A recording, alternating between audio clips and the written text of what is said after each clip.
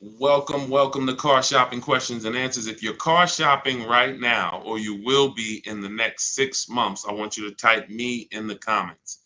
If you are car shopping right now, or you will be in the next 6 months, type me in the comments. I'm here to talk to the people who are locked in, who care about their money for the next 30, 45 minutes about buying and leasing cars below market value. There's only three prices you can pay with any car. Market value, that's the price everyone pays. Negotiators pay market value. Above market value is people who just don't know how to negotiate at all, have no strategy. They're going to pay above market value. And then below market value. Below market value is reserved for the people with strategies, not negotiators. The reason we get below market deals is because we employ online strategies that are very easy to use, where we put dealers and banks against each other while we sit and relax at home. So start typing your questions. I do these live streams a couple days throughout the week to make sure you have all the answers you need to be able to buy, lease, and sell cars for the maximum money.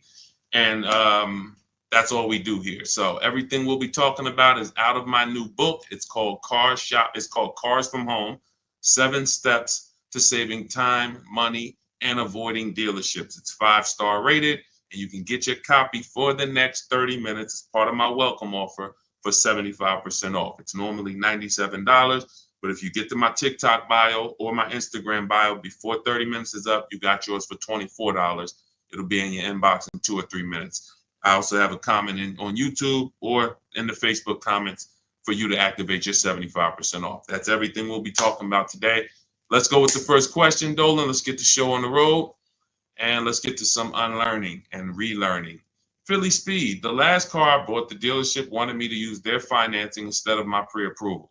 So we always let the dealership see if they can beat the financing we have, but we also come in prepared. And now you got to be careful now, because banks are now scamming.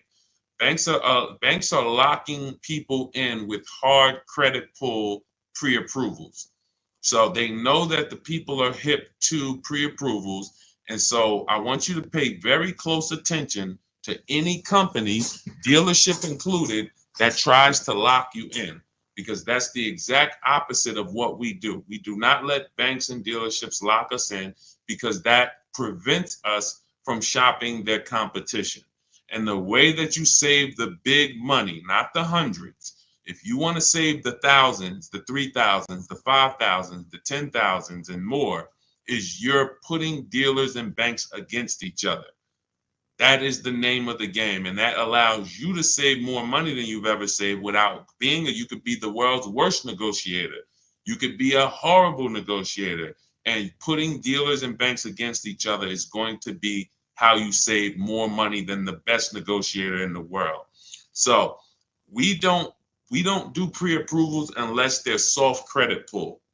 If they're soft credit pull, we'll use the pre-approval to budget, because the only purpose of a pre-approval is to budget.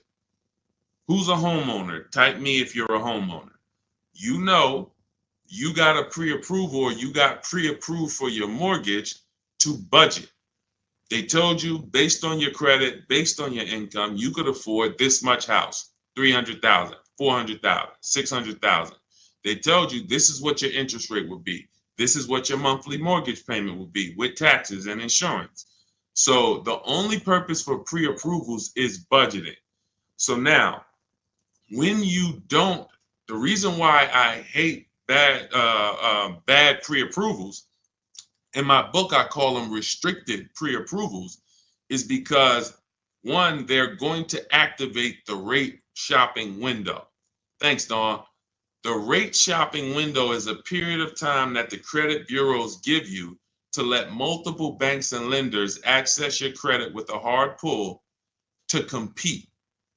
So within a 14-day period, you can have 20 banks access your credit, give you their best rate, so that you know you got the best rate because you created competition. Now, once you activate the first hard pull, the clock starts ticking. The clock starts ticking. And when you start, even see, You think this is your bank. It's not your bank. You don't own it. We don't own these banks. These are for-profit companies. Just like somebody said to me the other day at the gym, hey, I went to my car dealer and they told me this. I said, you own a car dealership? He said, oh, no, no, no. I meant the dealership that sold me the car. Okay, use those words wisely because it's not your dealership and it's not your bank. These people would not even want to know you if you weren't giving them money. So now that you actually know the truth and you're aware of what that is, let's start putting these people against each other so you can find out that these people aren't truly your friend. So the way we do it, I have a strategy I call the bank bidding war.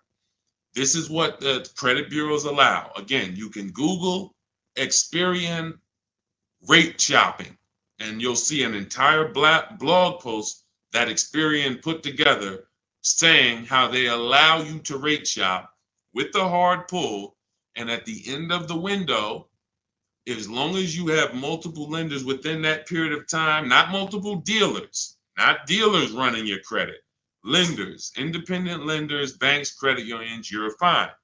At the end of the window, it's going to weigh on your credit like one hard inquiry.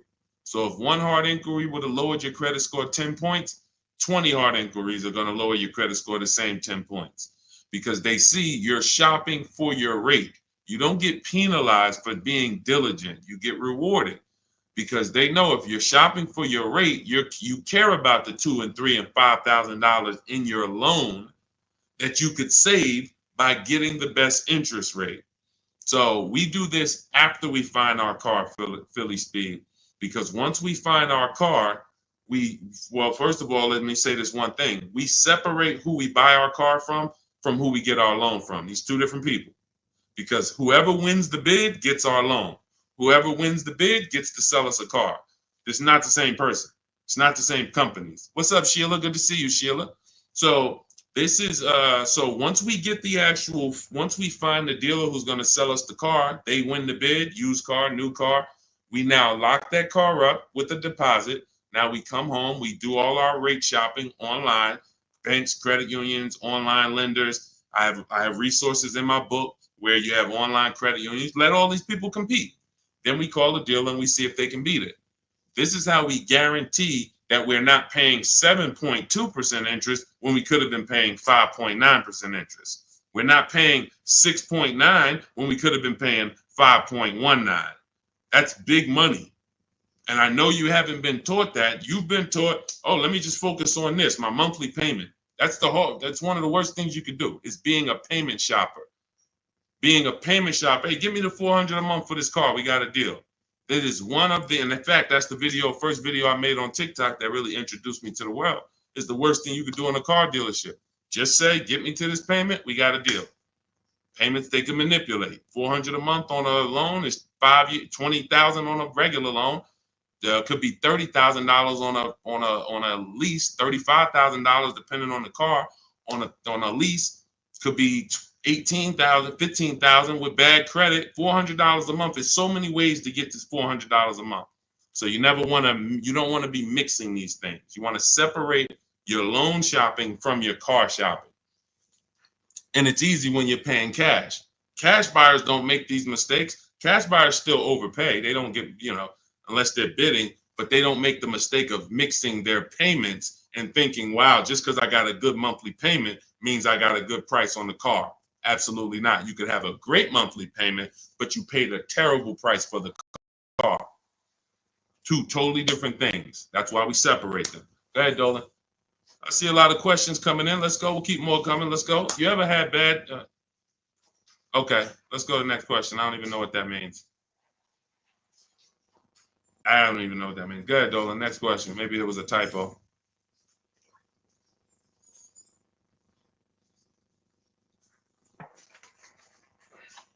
Can you please let us know if there's any limits for gap insurance if I'm upside down? It depends on on the coverage. You need to find out the coverage. There are gap insurance policies that I've heard of that didn't cover the entire shortfall. So, for example, if your vehicle is worth $25,000, but you owe $30,000, you're upside down. If your vehicle gets stolen and not found or totaled, you're going to owe money. And I've seen this happen so many times throughout the years because people didn't get gap insurance. They'll literally total their car. And then so now you got a horrible life event that happened. You got into a car accident, and then you get a bill. You get a bill, and people are like, wow, where did I get this bill from? And it's like, your car was only worth 25, but your loan was 30. So if you're driving around in a car that does not have, that's not worth what you owe, but you don't have gap insurance, you're exposed. Something happens to that car, not only are you going to lose the car, you got a bill coming to you. So what I always say is, you got to know when you're upside down. You got to know when to get gap insurance. And you also have to know you don't have to buy it from the dealership. You can call your insurance company, see if they sell it. You can Google insurance companies that sell gap. Usually you can find it for a cheaper price than what the dealership is going to charge. But some of the worst, it's insult to injury. It's not many things like losing your car and then getting a bill on top of that. That's almost as bad as like having a car that's breaking down and then you got to fix something on it, but you still have a car payment. So the car doesn't drive, transmission's out, but you still got to make a payment every month. It's like, those are two of the toughest things. So know when you need gap insurance. Don't skip that. That's not a smart decision at all. But then check the coverage too, because he's asking about coverage. Check how much coverage. Do you have $15,000 of coverage? When you get your gap insurance policy, ask how much is covered if, God forbid, the vehicle is totaled. Go ahead, Dolan. All right. Hey, what's up, MT? I'm in the market to lease my first Mercedes. I'm looking for an S580E. Make sure you get multiple offers.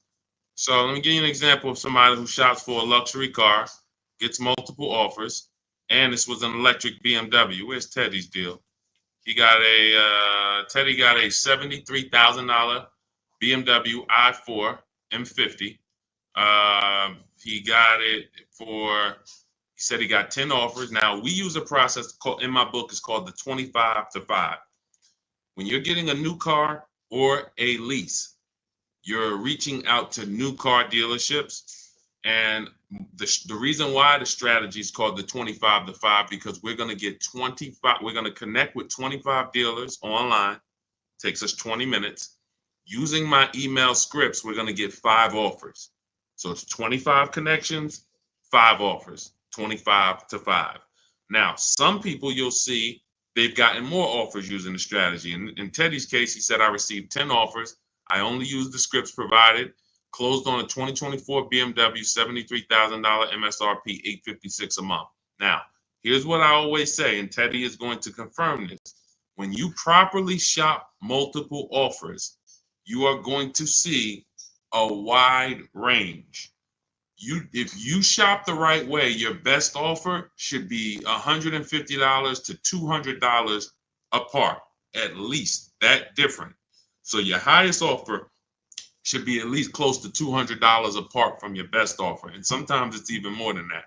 So in Teddy's case, you can see the dealer's initial offer came at $937 using the counter offer calculator, which I have in my book. You get access to this calculator where we put all our offers in, and then it spits out the counter offers based on the best offer we received. He said I counted at $829. He came back at $856. That's where he closed the deal at. So $856, $73,000 vehicle. That's a 1.1% lease. The way you judge your leases is you divide the monthly payment into the total MSRP, and that gives you what the percentage is. So he got a 1.16% lease. But here's what's very important. My highest offer during this process from a different dealer was $1,123. $1,123, even after his counters. So when I tell you that 80% of dealers are overpriced, had he been inside that dealership that was $1,123 trying to negotiate, it would not have mattered how great of a negotiator he was. The $1,123 dealer is not coming down to $856 because the $1,123 dealer is an 80% dealer. They're not going to sell the car if they can't make a certain amount of money. And that's what the 80% do. They'll discount and say that's the best we can do. They're not lying to you, but it's not the best their competition is willing to do. So if you're in a dealership that's an 80% dealer, this is why I said at the beginning of the stream, negotiators lose all the time. Great negotiators who don't use a bidding system lose all the time. I don't care if you're in sales, you say, Deshone, I've been in sales, I negotiate for a living. You lose all the time because there's no way for you to know the bottom of a vehicle. You don't know, is the bottom 7,000 off? Is it 3,000 off? Is it 15,000 off? What's the bottom? And the only way for you to know the bottom is to get multiple offers from multiple dealers and see the one who gives you the best offer. That's what confirms what the bottom is. So this is what you do. If you're talking about leasing an S580, this is what you do. You get multiple offers. On an S580 $100,000 car, you should see a $400 swing from your best offer to your worst offer. You might see $1,100 a month and you might see $1,500 a month from one dealer. That is from a different dealer. That's how different it is. Now, if you want to call around and try to get the quotes yourself by the phone, you can do that. We don't do that. We use email because I believe that most people don't like talking to car dealerships. Believe it or not, there are some people who do, and God bless them. Go ahead, do your thing if that's you. Start calling around. But if you're like, you just want to be able to copy and paste and use emails, that is all in my digital book, Cars from Home, 7 Steps to Saving Time, Money, and Avoiding Dealerships. It's already 5-star rated. Thank you to everybody who's taken the time to write a review about the book. This is one that we got the other day. Marguerite, I started pulling these up. This book is a must if you're thinking of getting a new or used car. So much has changed in the process since I bought my car 40 years ago. Think of it as a workbook. Even though you finish the book, you'll refer back to it several times. This is another one that I snatched. Deshone Auto book, Leave Nothing to Chance, from A to Z. He covers every aspect of car research, acquisition. I use the step-by-step approach from securing financing first to better understanding what I could realistically afford. Researched several vehicles, which led to the certified pre-owned. I reviewed my car specs, model years. See, what he's doing is he's walking you through the process I walked him through. That's what it is. It's a process. So when you get Cars from Home, my digital book, you now have a process for getting below market leases, process for getting below market car deals, a process for selling your lease instead of returning it to dealers and they go and sell your lease and make $2,000, $3,000, $4,000 and you didn't even know you could sell leases. You sitting here like, man, I didn't even know you could sell a lease. How much has that cost you? Let me ask you a question. You're like, Deshone, I didn't even know you could sell a lease. How much has just that alone cost you? If you don't know you could do it, you certainly don't know how to do it. There's still you listen, honestly, you might have been taught you can't even sell your car without the title. Who was taught that? I got to have my title before I could sell it. And I know this is true because when I was at the Mercedes dealer, people would walk in and the guy would be like, Deshone, is that the new one? I said, yeah, that's the new, the 20, whatever. I said, all right, as soon as I make my last payment, coming back to see you for that. I know. Most of the people are not going to admit it, but they didn't know. They don't know this stuff. So the reason why we have to get, I'm talking to you who are honest, who are willing to be honest and willing to take the bad news, because that's how we change. You cannot, if you won't admit that you didn't even know how to sell a lease, then how are you going to get to the point where you can sell leases and make $2,000, $3,000, $4,000?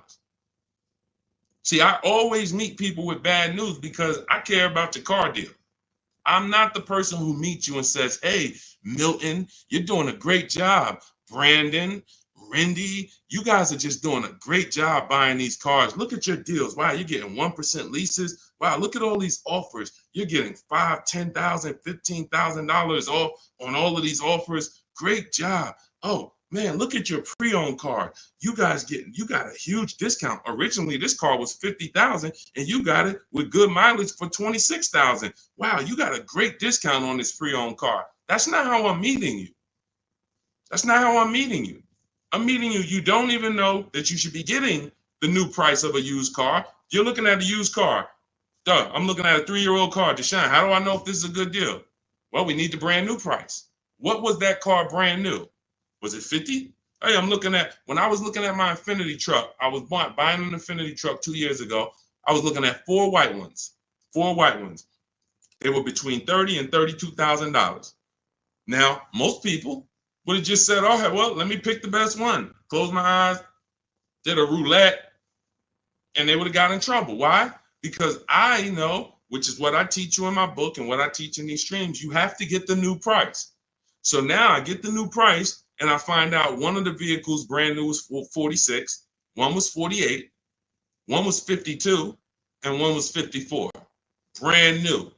So all of those cars, when they were 30 to 32, they look similar. Oh, they look so close in price.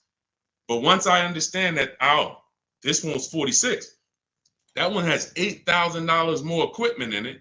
The price became far. It became clear what value was the best. Somebody would have picked the $46,000 car and said, oh, well, that one they were asking the lowest price. Meanwhile, for $1,500 more, you could have got $8,000 more equipment. This is value. So these are the things when I meet you, this is how I come. Deshone, I know I made a lot of mistakes. I'm willing to hear the bad news so I can get to the good news, so I can stop making these mistakes. That's all we're here for. And if you could take that, then we're going to be fine. You're going to be just fine. I can help anyone get below market deals who's willing to unlearn. That's it. If you're willing to unlearn, you're good all day. Okay, so that's what you do, MT. Get bids, multiple bids. You need to get at least 5 bids for that Mercedes before you make a decision. Once you get the 5 bids, you'll have a clear winner. That's who you do business with. Go ahead, Dolan. And matter of fact, let me show this Mercedes discount too. Just so you know, MT, we just had somebody who got a Mercedes. And just so you know how much money is in there, you got to zoom in on this. But this was a $79,000 Mercedes electric one, just like the one you're talking about getting, except this is an EQE. And Milligan got $27,000 off. That's 20. Let me put that back on the screen. If you're on Instagram, if you're on YouTube, you can see this. $27,000 off. So I don't want you going in there thinking that, hey, if I could get $5,000 off, that sounds like a deal to me. Well, unless you get multiple offers, or you could leave a lot of money on the table, you'll end up overpaying by like $15,000, $20,000 and never know it. Go ahead, Dolan, shoot that next one up. All right, welcome to the new people who just jumped on. This is Car Shopping Questions and Answers. We're doing rapid fire Q&A. Any car question, throw it up, type it up. Dolan will pull it into the screen. And shout out to the people who have liked the broadcast. Hit that like button.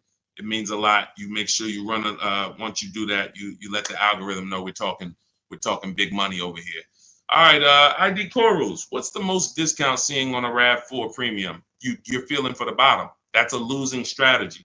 So when I look at a vehicle like Tiffany's vehicle, Tiffany, look, she gets a Mazda 2024 CX-90. Her best offer from all of her bids was $6,530 off. At the time last year, Eddie got a Toyota 2023 hybrid Camry. Those were hot. His best offer at the time was $2,086 under MSRP. That was a time when people were still charging over MSRP for some of these hybrids and some of these Camrys. So you don't know what your offer is going to be. I wish I could tell you that, hey, a Jeep Grand Cherokee, if you get $7,000 off, that's the bottom. A BMW X5, if you get $6,000 off, that's the bottom. No one knows. And frankly, there's never going to be a way to know. The only way that you possibly could know is if you're in our network and you see people who make a deal. I'll give you an example. If I see Ansley picks up his QX, his Infinity QX 60. I see Ansley, let's see, he picks up his Infinity QX 60, $58,000 vehicle. He gets it for $554, no money down. He leased it. $554, no money down on his lease. That's a under 1% lease, if you're not aware of how leases are judged. Savvy people all know about the 1% rule. So if your lease payment is 1% or less than the MSRP, you stole a vehicle. So this is a 1% lease, no money down. That's the only way we can judge a 1% lease, not with money down. So when I look at the discount on this, he probably got $7,000-8,000 off that Infiniti. He might have got you can't get that type of payment without getting huge amounts off and huge rebates. But he did not know that he was going to get that type of payment on his Infiniti. He did not know that he was going to get that type of payment. He went in, he shopped the market using our strategies. And just so you know, once you know how to do this, it only takes you 90 minutes to shop the market. When you see these people, look at Ansley's last sentence. Started the process Saturday, accepted a deal Monday. This doesn't take you, I'm not ever going to spend more than 2 hours car shopping to get a deal. Never. 90 minutes tops, I'm going to get a below market deal on anything. So when you look at the process of using a computer, this is what they're made for. See, the problem is you're just not using computers. You're not using the internet. You use the internet for Amazon, don't you? Don't you use the internet to shop competitively from Amazon, to go on websites when you need to buy something big? You're going to the internet. But when you need to buy something like a car, you're going to the dealership, not the internet. When every dealership in America has a website that you could be reaching out to them and making them compete. But no one knows what the below market deal is going to be, Cora. It's just ID corals. There's no way to know. We have people who, you saw Milligan, her below market deal was $27,000. It depends on the vehicle. That was an electric Mercedes. Sean's below market deal on a F-150 Lightning that he got was $20,000 off. Where's his deal?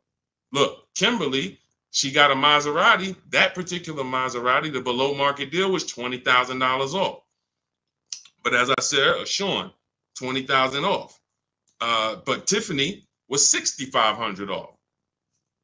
So when you see on the Mazda, so it's different for every vehicle. You have to understand that. And there's no way for you guys to know that. Unless you're in our group and then you see somebody get a car that you want and you're like, wow, if he just got 20 and he did that work, then I know the below market deal is 20. Let me go get it.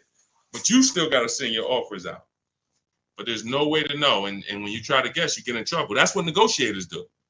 That's what negotiators do. They'd be like, all right, I feel like I got 7,000 off this. I think I did good. What if you could have got 12? What if you could have got 17? You're not doing good. All right, go ahead, Dolan. Absolutely applies to used cars. Our system in my book, somebody said, does this apply to used cars? Our system in my book is below market used cars, below market leases, and below market new car purchases. We also have the bank bidding war where we make banks and credit unions bid for our business instead of going and begging one bank to give us a loan. So we also sell leases and sell. So we run pretty much an organized bidding system for car buying and leasing.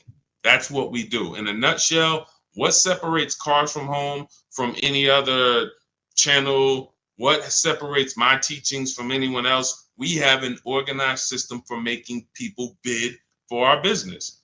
We send them through a round robin.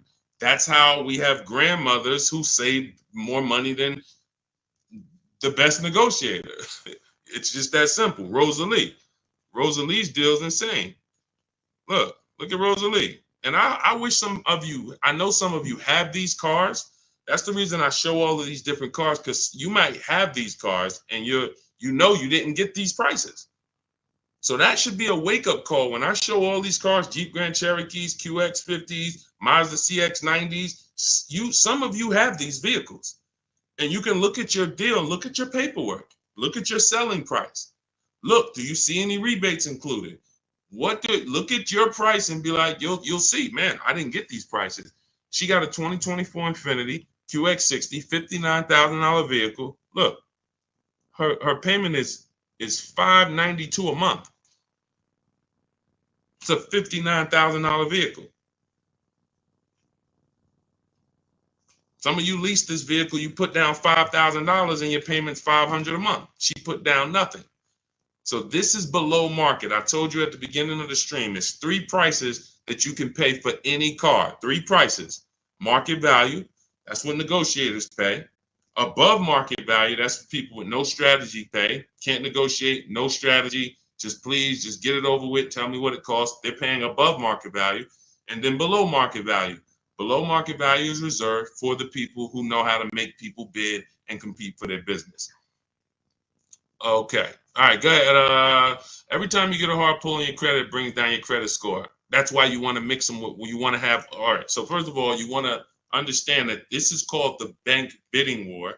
And this is an organized process that we created based on what the credit bureaus allow. The credit bureaus allow you to have multiple banks and lenders access your credit within a certain period of time, and it will show as one hard inquiry on your score. You'll see the inquiries, but the score, where one inquiry might drop your score 10 points, you could have 20 inquiries, but it's still going to be the same 10 points. And you can Google very simply, go to Google, type in Experian, which is a credit bureau, rate shopping.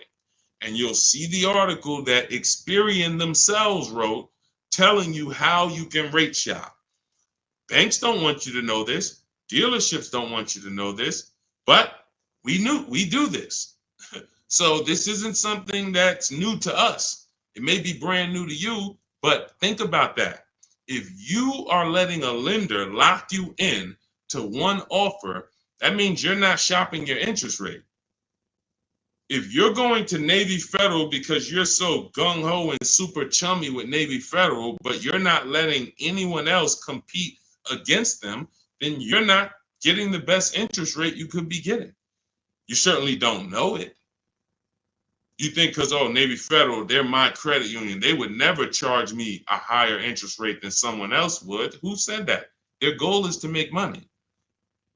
So we use a strategy that is allowed by the banks, by the credit union, by the credit bureaus, and most people don't know about it. That's fine. Most people don't know anything about what I'm talking about. So everything that we're talking about here, most people don't know about selling leases. Most people don't know about getting bids for their cars instead of trading. Most people don't know about sitting online and contacting 20 dealers to get a lease quote using online scripts, emailing only to get 5 offers. Most people don't know about anything we're talking about. Leasing, and how leasing saves you way more money than buying unless you keep your cars 8 years. If you keep your cars 8 years, then leasing doesn't save you more than buying. But if you don't keep your cars 8 years, leasing, getting below market lease deals like some of the ones you see that I've shown you, saves you way more, thousands more than buying. Most people don't know any of this. So it's not about that. It's about, will you know it, Dawn? I don't care about what most people know. I care about the people who are like, look, I want to know this. I want to know how to make sure I shop for my interest rate and don't let the dealer shop for it for me, or don't just let one bank give me their offer. No, it's too much money. You know the difference between, and I want to pull this up, the difference in interest between on a $40,000 loan, $40K loan, what's the difference in interest from, let's say, 5.9 to 7.9%? Because we're so busy talking about the money on the car, but we totally overlook the money in the loan. And we don't. So when in my process, those of you who have my book, you know the bank bidding war. You know we're taking shopping at home for our loan just as serious as we're taking getting the best price for our car. So look, on a loan period, 5-year loan, interest paid on a 5.9%, 5.9%, hold on, interest paid at 5.9 is 15.8, difference is 4,000, positive comparison, and interest cost $40,000 loan over 3 years and 5 years. $11,000 in interest? That can't be right. Interest paid is that can't be right. Hold on.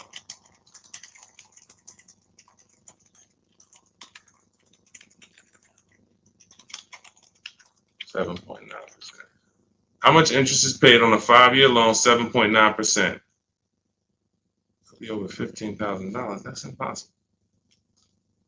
7.9 is that's impossible. Hold on. Now I gotta figure this out. I know it's a big difference. I know it's thousands different, but on a $40,000 loan, hold on. Wow.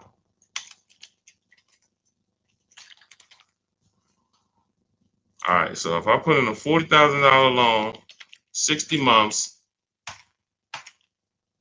7.9% interest, 0 down payment. Forget about sales tax. Let's see, calculate. All right. Principal, interest. Why is it not giving me? Here we go. Total loan interest is $8,500. Okay, that sounds more right. Okay, so on a $40,000 loan at 7.9, interest is $8,500. Now at 5.9, interest is $6,200. $6,200 versus $8,500. That is $2,300. $2,300 from 7.9 to 5.9. So when Navy Federal gives you a 7.9% rate and you're just like, oh, well, I guess I'll just take it. That's my credit union. And you're not shopping them. You're giving them money without even trying. And everything we do is quick, simple from home. But you need to understand how much money you have given to these banks and dealerships by just not making them compete.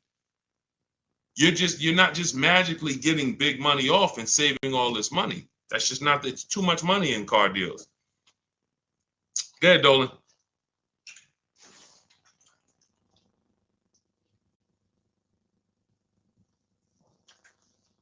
See, I see a lot in a lot of these questions. What I'm seeing is people trying to feel for the bottom.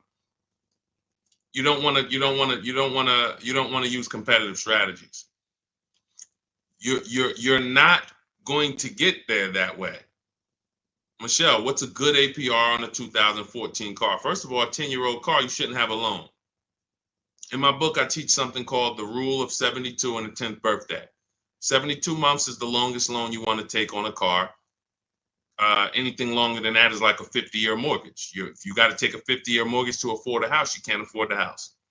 So why is the 10th birthday there? Well, that's because we should have the car paid off by the 10th birthday.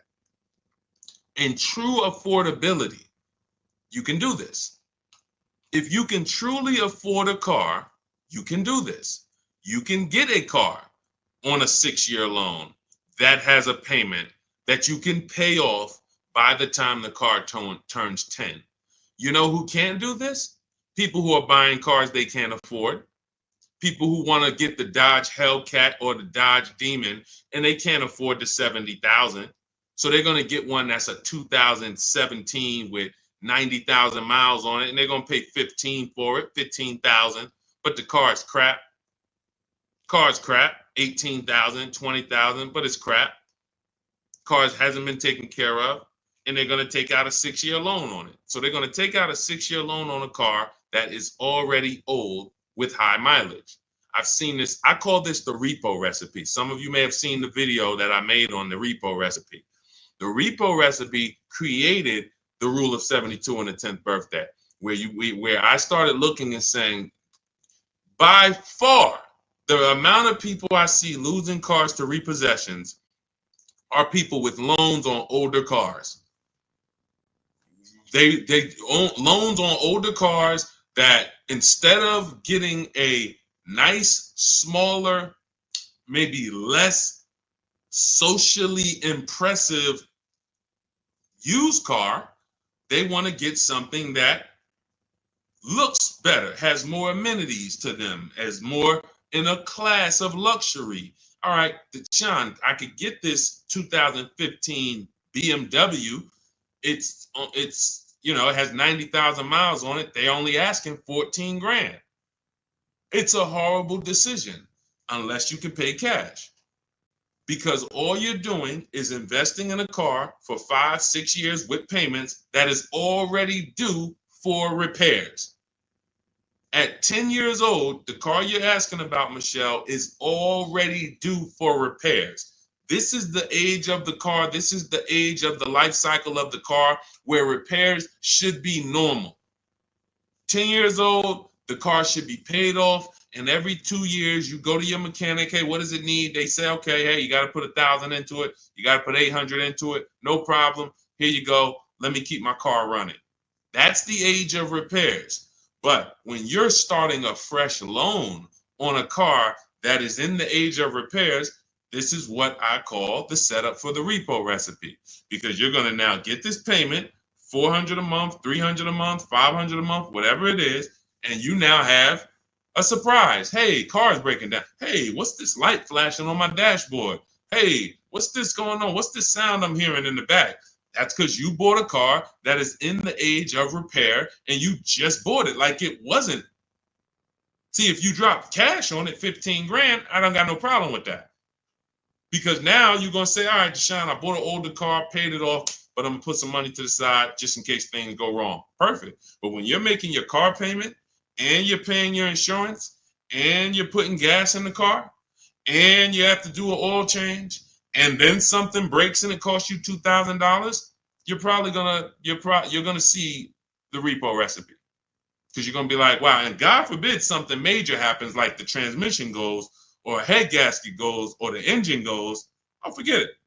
Now you're sitting there with a $400 payment on a 10-year-old car that literally you still owe $16,000 on, and it doesn't even drive. You need an engine. Happens all the time.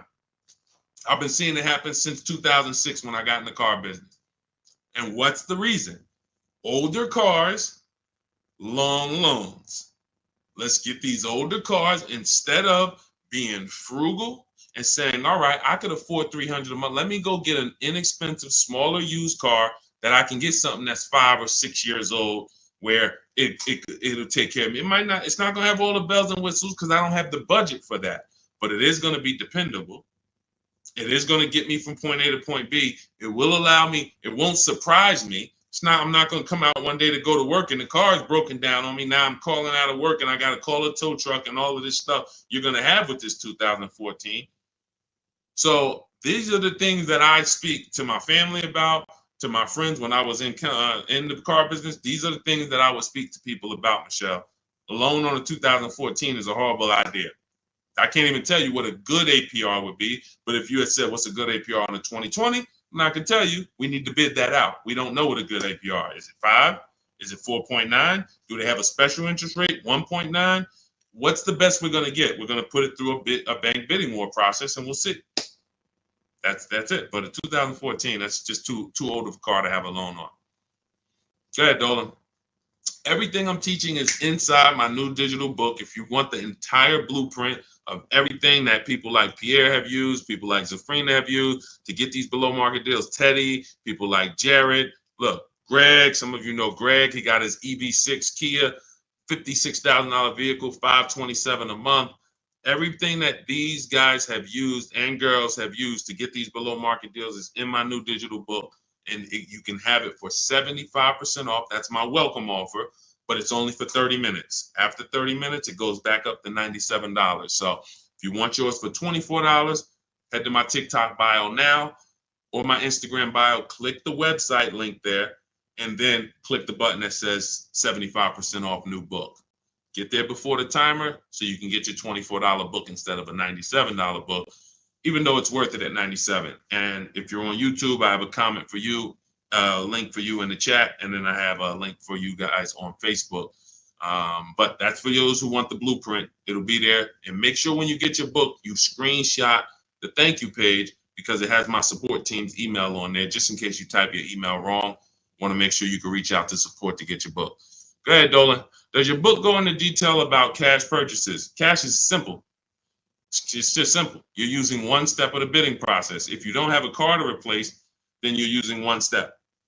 If you have a car to replace, then you still be doing the equity assessment to sell your old car.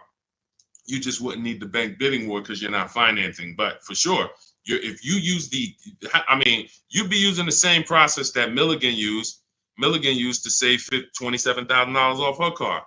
Pierre, he got his pre-owned Mazda. He got 20% off certified pre-owned CX5. Used the perfect budget calculator.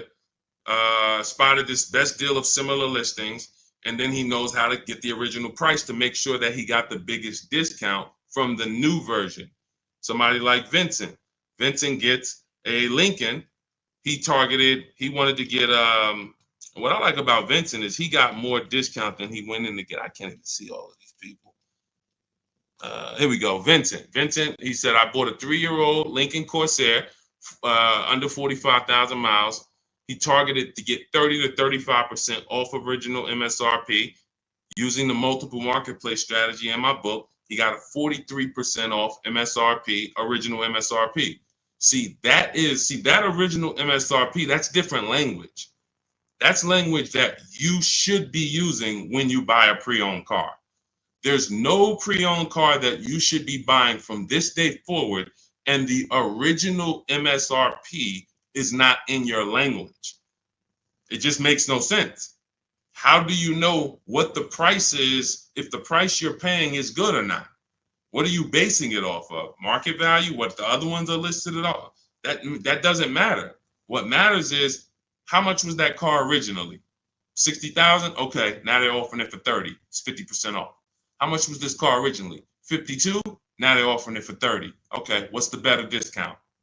That's what matters with a used car when it comes to getting the best price. Now, that has nothing to do with getting a quality car. We have different steps we take to get a quality car. You got to get it. You have to check the Carfax. You have to look at the title. We don't want salvage title. We don't want frame damage. We don't want rebuilt titles. We don't want rentals. So you're checking the title. We're looking at accident history. We're looking at service records. We're checking to make sure that there's no bad data on that vehicle. It doesn't have electric problems, doesn't have software problems. We do all of this in literally 15 minutes. That's our steps for making sure we don't get a bad used car. But when it comes to pricing, you must know the original MSRP or you can't, nothing else matters when it comes to used car pricing. So that's all in my new book. Grab your copy. You'll have the entire blueprint for how we do this. Go ahead, Dolan.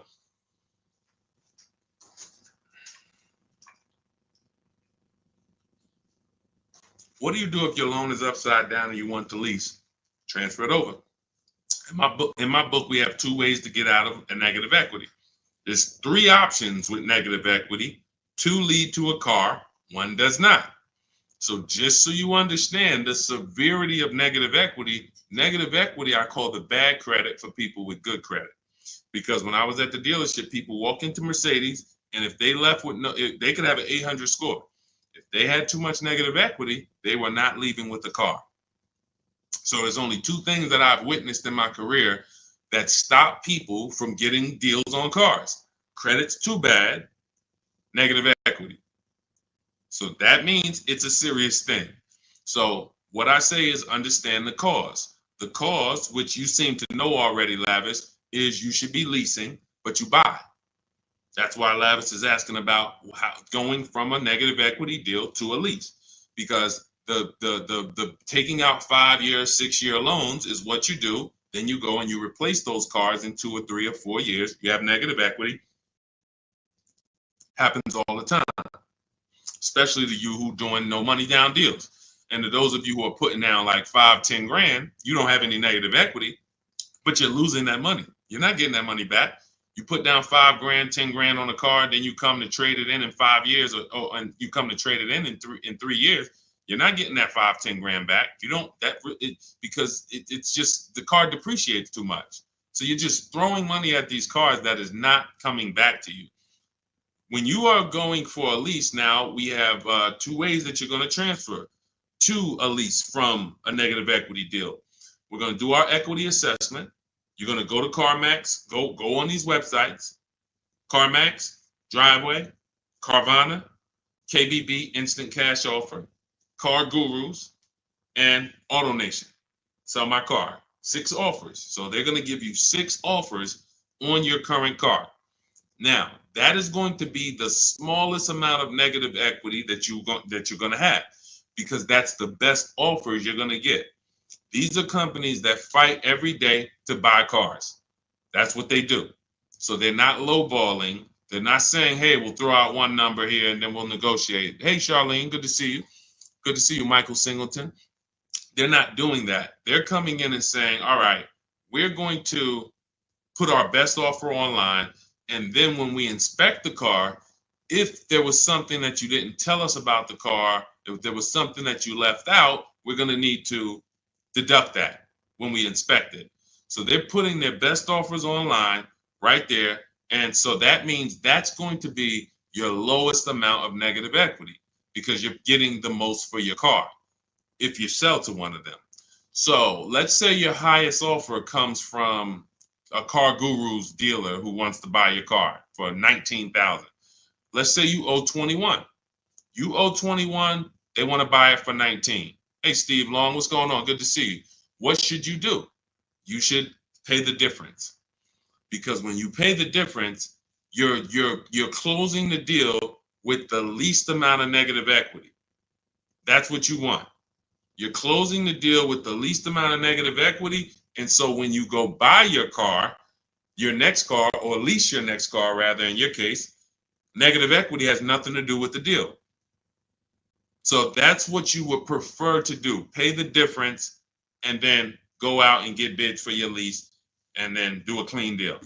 But now let's say, they offer you 19 and you owe 29. So you are now $10,000 upside down. You can't pay the difference. I don't have 10 grand to pay the difference. Okay. Now what you have to do is you have to transfer that negative equity to your next deal, which means you have to trade your car in.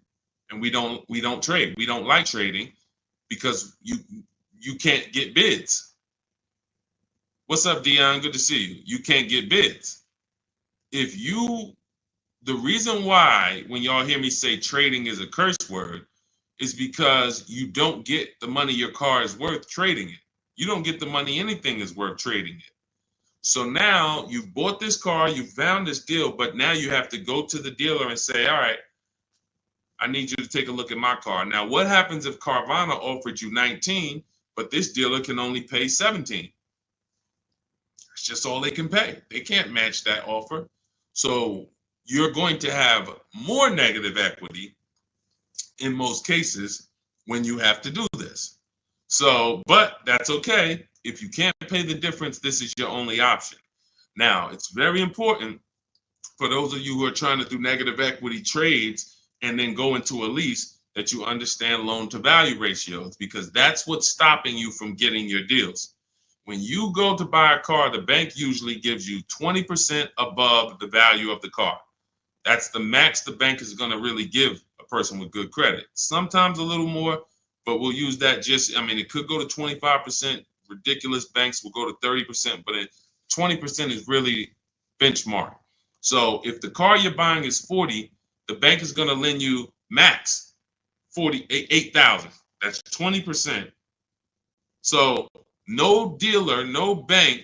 What's up, Benito? Nobody can get $50,000 approved on that $40,000 car. So when you buy your car, you're trying to buy the car, put the taxes in, put the fees in, and then throw the negative equity in. So the car was 40. Next thing you know, you're at 52, and you want to do a no money down deal. And you're wondering why you can't do a no money down deal, because the bank is saying we're not going to lend 52 on a $40,000 car. That's when they come to you and they'll say, hey, you got to put money down. Can you come up with $5 grand? Because we can't get the bank to approve it. It's loan to value. Now, also, what you need to keep in mind is when you can get big discounts off the vehicles, you can actually bring over more negative equity. When you look at Sean saved 20 grand off his vehicle. If he had to throw 7 grand negative equity on there, he could do it. If you had to throw it, honestly, he got a $20,000 discount. If he had to throw 20 grand of negative equity on here, he could do it.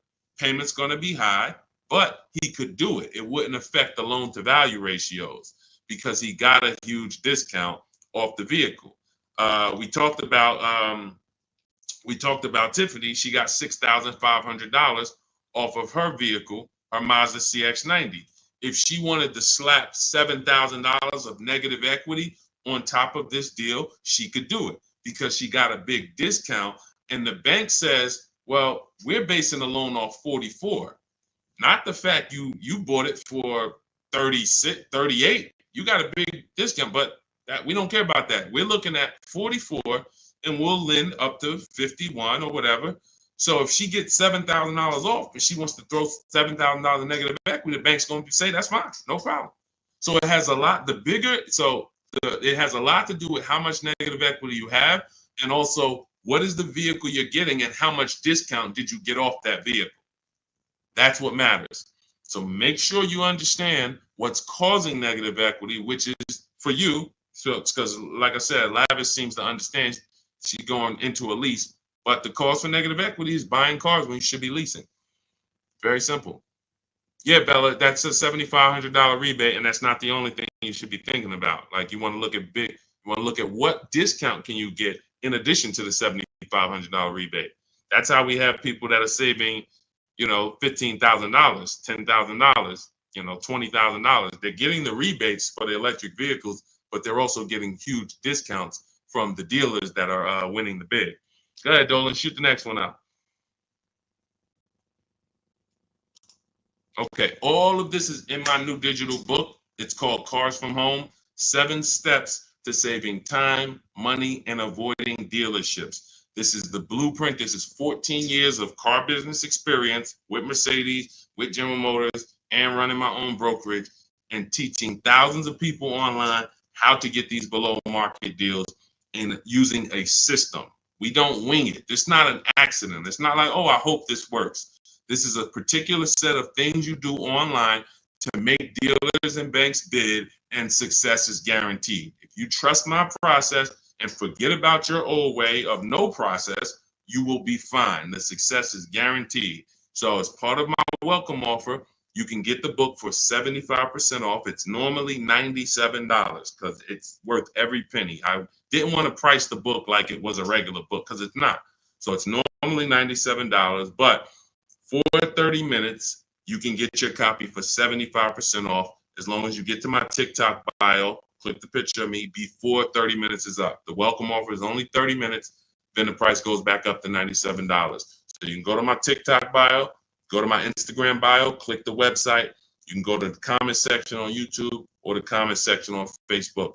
Click the link and get your 75% off. But make sure when you get your book, you screenshot the thank you page because it has the link right there to open the book. And then I also email you a copy, but sometimes you'll type your email in incorrectly and we can't email it. So you'll have my support team's email just in case. Is Capital One a good option to finance a car? We get bids. We spent a lot of time. You must have just jumped on, Jen. We get bids. There is no bank that is giving you the lowest rate. If a bank always gave you the lowest rate, they would be out of business. So when we consider what lenders, why do you think there's people in the money business? There are people in the money business. They don't care if you buy a car. I see you, Genome Hamilton. We'll get to you. Get that question from Genome on Facebook, Dolan, next.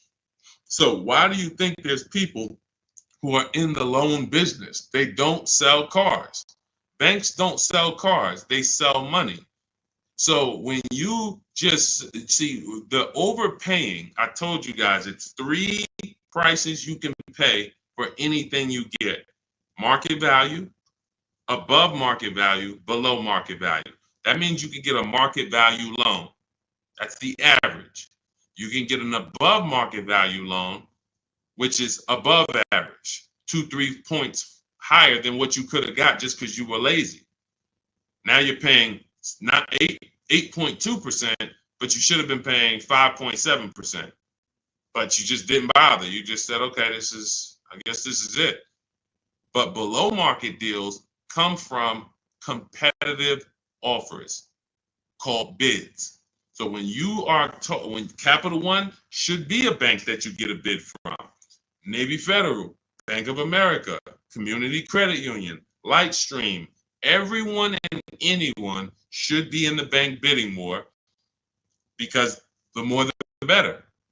So when you get my book, you get the bank bidding war blueprint. For those, every time you're going to finance a car, you would use that process to make banks and credit unions bid for your business, so that you guarantee you got the lowest rate.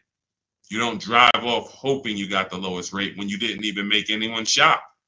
How would you have the lowest rate? There was no competition.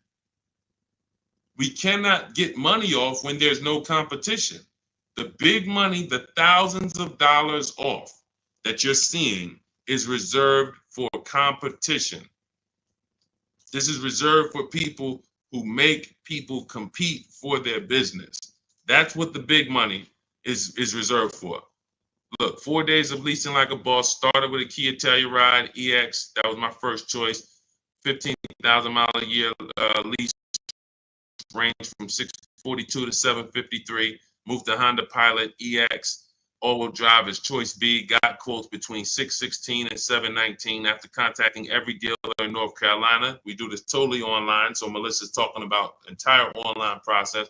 The dealer I ended up leasing from originally quoted me 719, came down to 616 in 3 days, 0 at signing, 0.13% lease. This is what it's about. Competition. She knows she got the best price. You can't go to her and be like, Melissa, you think you could have did a little better? She's going to be like, look at all the offers I got. Do you think I could have did better? You're going to look and say, no way. See, competition is what gives you the peace of mind. Every time you buy a car, why don't you have peace of mind? Why are you driving away hoping? Driving away, oh man, you think we did all right? Should we have gotten tried to get more for the trade in? Shoot, we ended up putting 3,000 down. We only wanted to put 1,500 down. This is how you're leaving the dealership. Why? Because you're not making people compete. So when you're not making people compete, you're begging for discounts. And you have no leverage to be able to compare to even know that you got the best price. You have nothing to compare it to. So when people come on the stream and they're like, hey, Deshone, I'm paying $519 a month for this car. Is that a good deal? You have nothing to compare it to. Hey, I got a 2019 Mazda 3 for $17,000. Is that a good deal? You have nothing to compare it to. But if you had seen 7 Mazda 3s and then the one you got, it was originally, 31,000, but you paid, 17 for it. You know this. And this stuff is simple. This isn't building rocket ships. But this is reserved for the people who care about their finances. Everyone doesn't invest. Everyone doesn't save. Everyone doesn't, take financial literacy seriously in any way. But there are opportunities that flash past all of us where we can absolutely benefit from learning things that other people don't know. If you learn how to invest in stocks better than other people, you're going to do better than other people. If you learn how to get cars less than other people, you're going to get less than other people. This is not by accident. But you got to focus. This is your second most expensive purchase. So this is only for the people who are focused. This is for you. The blueprint, everything, my book, anything I do, the streams. The streams aren't for distracted people. We can't do nothing with distracted. There's people on here right now that got me on one channel, playing video games on the other channel, and then eating with another hand. And they think it's hard to win like that.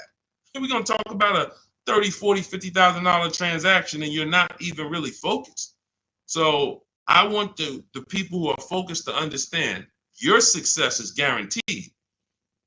Just by being locked in, your success is guaranteed. Because we have a process that you can trust that you no longer have to wing this car buying thing. I've been in this thing since 2006. Car buying is very predictable. New cars, used cars, leases. There is nothing a car salesman is going to say or type to me or send to me in an email or send to my people that I haven't seen before. I used to have to send those same emails, copy and paste them. It's so predictable.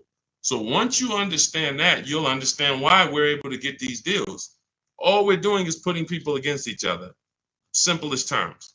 Simplest terms. But we do have some advanced stuff when it comes to leasing versus buying. Obviously, this is more advanced teaching that people don't understand. But getting the money off, it's competition.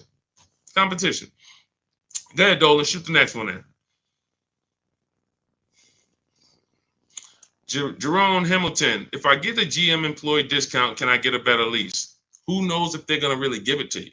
See, the problem is when you walk in and say, hey, I got a General Motors discount. All right, here, let me work you up these numbers. All right, it's $601 a month with $2,000 down. Oh, that's the GM price? Yeah, that's the GM price. How do you know that? How do you know the GM price? How do you know it's not $3,000 in rebates that I'm holding back? How do you know it's not $3,000 in rebates and I'm only giving you $1,000 of it? Here, hey, I also we have $1,000 rebate. I also put in there for you. Oh yeah, you did with the GM pricing? Yep. You don't know. You don't know. So no matter whether we get X plan, GM deal, Mercedes fleet, does not matter. Multiple offers, because when you get multiple offers, what you're going to see is that some people are not going to give you the GM discount. And some people are not going to give you the rebates. They're just not going to do it. It's in their DNA. An 80% dealer is going to try to make everything they can make. I'm not giving this guy the $2,000 rebate. Wow, come on, I'll sell his car to somebody else. So now you're going to deal with an 80% dealer and hope you can get a deal. No. Once you see the 20% that says, here's your GM discount, and here's a $3,000 rebate, and here's the price, and then you compare it to the others, you're going to see, oh, those guys were trying to get over on me. Of course, that's what they do. That's what they do. 100%. Go ahead, Dolan. We always get bids. Doesn't matter. You can't trust anybody to give you a price and give you all the rebates and give you the hidden money like they're your friend. That's just not going to happen. If they rather make the $5,000 themselves, why am I volunteering money that you're not even asking for? You came in and you asked for a GM discount. I'm giving that to you, maybe. But you didn't ask me about these rebates. You didn't ask me about, I don't need to volunteer this. This is how they look at it. So many times you get in there, you go, oh, give me the invoice price. Can you give me the invoice price? We got a deal. Man, if half these people that I've shown you on this stream had accepted invoice price, they'd be looking at these prices that they paid and saying, why the heck did I pay that price? Invoice price means nothing. What if you got a $7,000 rebate, $15,000 rebate on some of these vehicles? What if you got a $4,000 rebate? Invoice price has nothing to do with rebates. So now, all right, I'll take off $2,500 to get you the invoice, but what about, that's it? You happy with that? Yeah, that's all I want. My father told me get the invoice price and I got a good deal. All right, your father was sadly misinformed. Unfortunately, thank you. I'm gonna take a vacation on this commission and we just made $7,000 on you. My cut is probably $1,200. I got a nice pay. Thank you. Thanks to your dad too. It's a good guy. Good guy. Keep following his advice. This is how it goes. Unfortunately, these people are not your friends. And as a former car salesman, I keep it straight. I keep it straight because unfortunately, most people on here, you just I'm going to my car dealer. These people are not your friends. You invite Charlie over to barbecues. Charlie is my friend. He's been selling me cars for 20 years. Sold my dad cars. Once you start making him compete, next time you buy a car, lease a car, say, hey, Charlie, look, I'm going to get a number from you, but I'm also going to get numbers from a couple other dealers. Hey, what you mean? Watch Charlie get mad. Watch Charlie get mad. What you mean? What, you don't trust me? I've been doing business with you for 20, 30 years. Yeah, but I want you to actually, I just want to, this guy Deshone told me I need to shop around, always make sure, because it's a lot of money I could be leaving on the table. Oh, man, come on, man. See, that's a person that never wanted to compete. He would rather come to your barbecues, be friends with you so that you don't make him compete. Because the minute you start making dealers compete, you're going to see how much money you've been losing. That's the only way. It's the only way. You start making these dealers compete, you're going to see, dang, I've been overpaying. Some people right now getting phone calls right now. Hey, come on in. We're going to upgrade your lease. Good news. We're going to keep your payment around the same price. Who's getting these phone calls? Who's getting these phone calls? Good news. I can get you out of your lease right now and get you into a new lease about the same payment. Who's getting those phone calls? Who's getting those phone calls? I ain't been on since 5 a.m., KD. Chill out, bro. Chill out. Who's getting those phone calls? Right? Hey, come on in. I could get good news. I could get you in the brand new 2025. You don't even have to you don't even have to put no money down. Come on in, right? All of that, right? Everybody's getting those calls. Why? Because 2022 and 2021, they overcharged you and your payment is so high, even though deals are a whole lot better. They were better back then, but they put you in a high deal back then. Now what they're trying to do is keep you in that high deal, hoping you're used to it. And they want you to think that's normal. They want you to think, hey, Mr. Hayes, yes, you've been paying $750 a month since 2022. Good news. The market is all bad. The market's bad, right? Oh, yeah, I'm hearing that. Thank you. Thank you. I'm glad you're aware.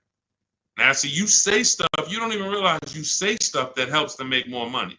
That's why we don't talk in my system. There's no talking. But when you say, a lot of my friends been saying, man, these prices been high. I don't even know if they ever gonna come down. Yes, thank you. You're right. You're so right. We say the same thing in here every day, Mr. Hayes. But the good news is this. I can actually get you in a new vehicle and keep your payment around the same price as your old 2022. Oh, yeah, you can do that? Yeah. Man, well, I really like to come down. Yeah, but listen, things have not, interest rates are high, right? Have you been following interest rates? Yeah, I have been seeing that they're high and they've been high for a minute. Yeah, so that's all affecting the prices we can offer now. But, normally your price will go up by about $120. Normally you go into the 2025, but, I see you bought a car in the past and I was able to pull some strings, work with my manager, and we can get you on a new one, keep your price around the same. Okay, all right. When can I see it?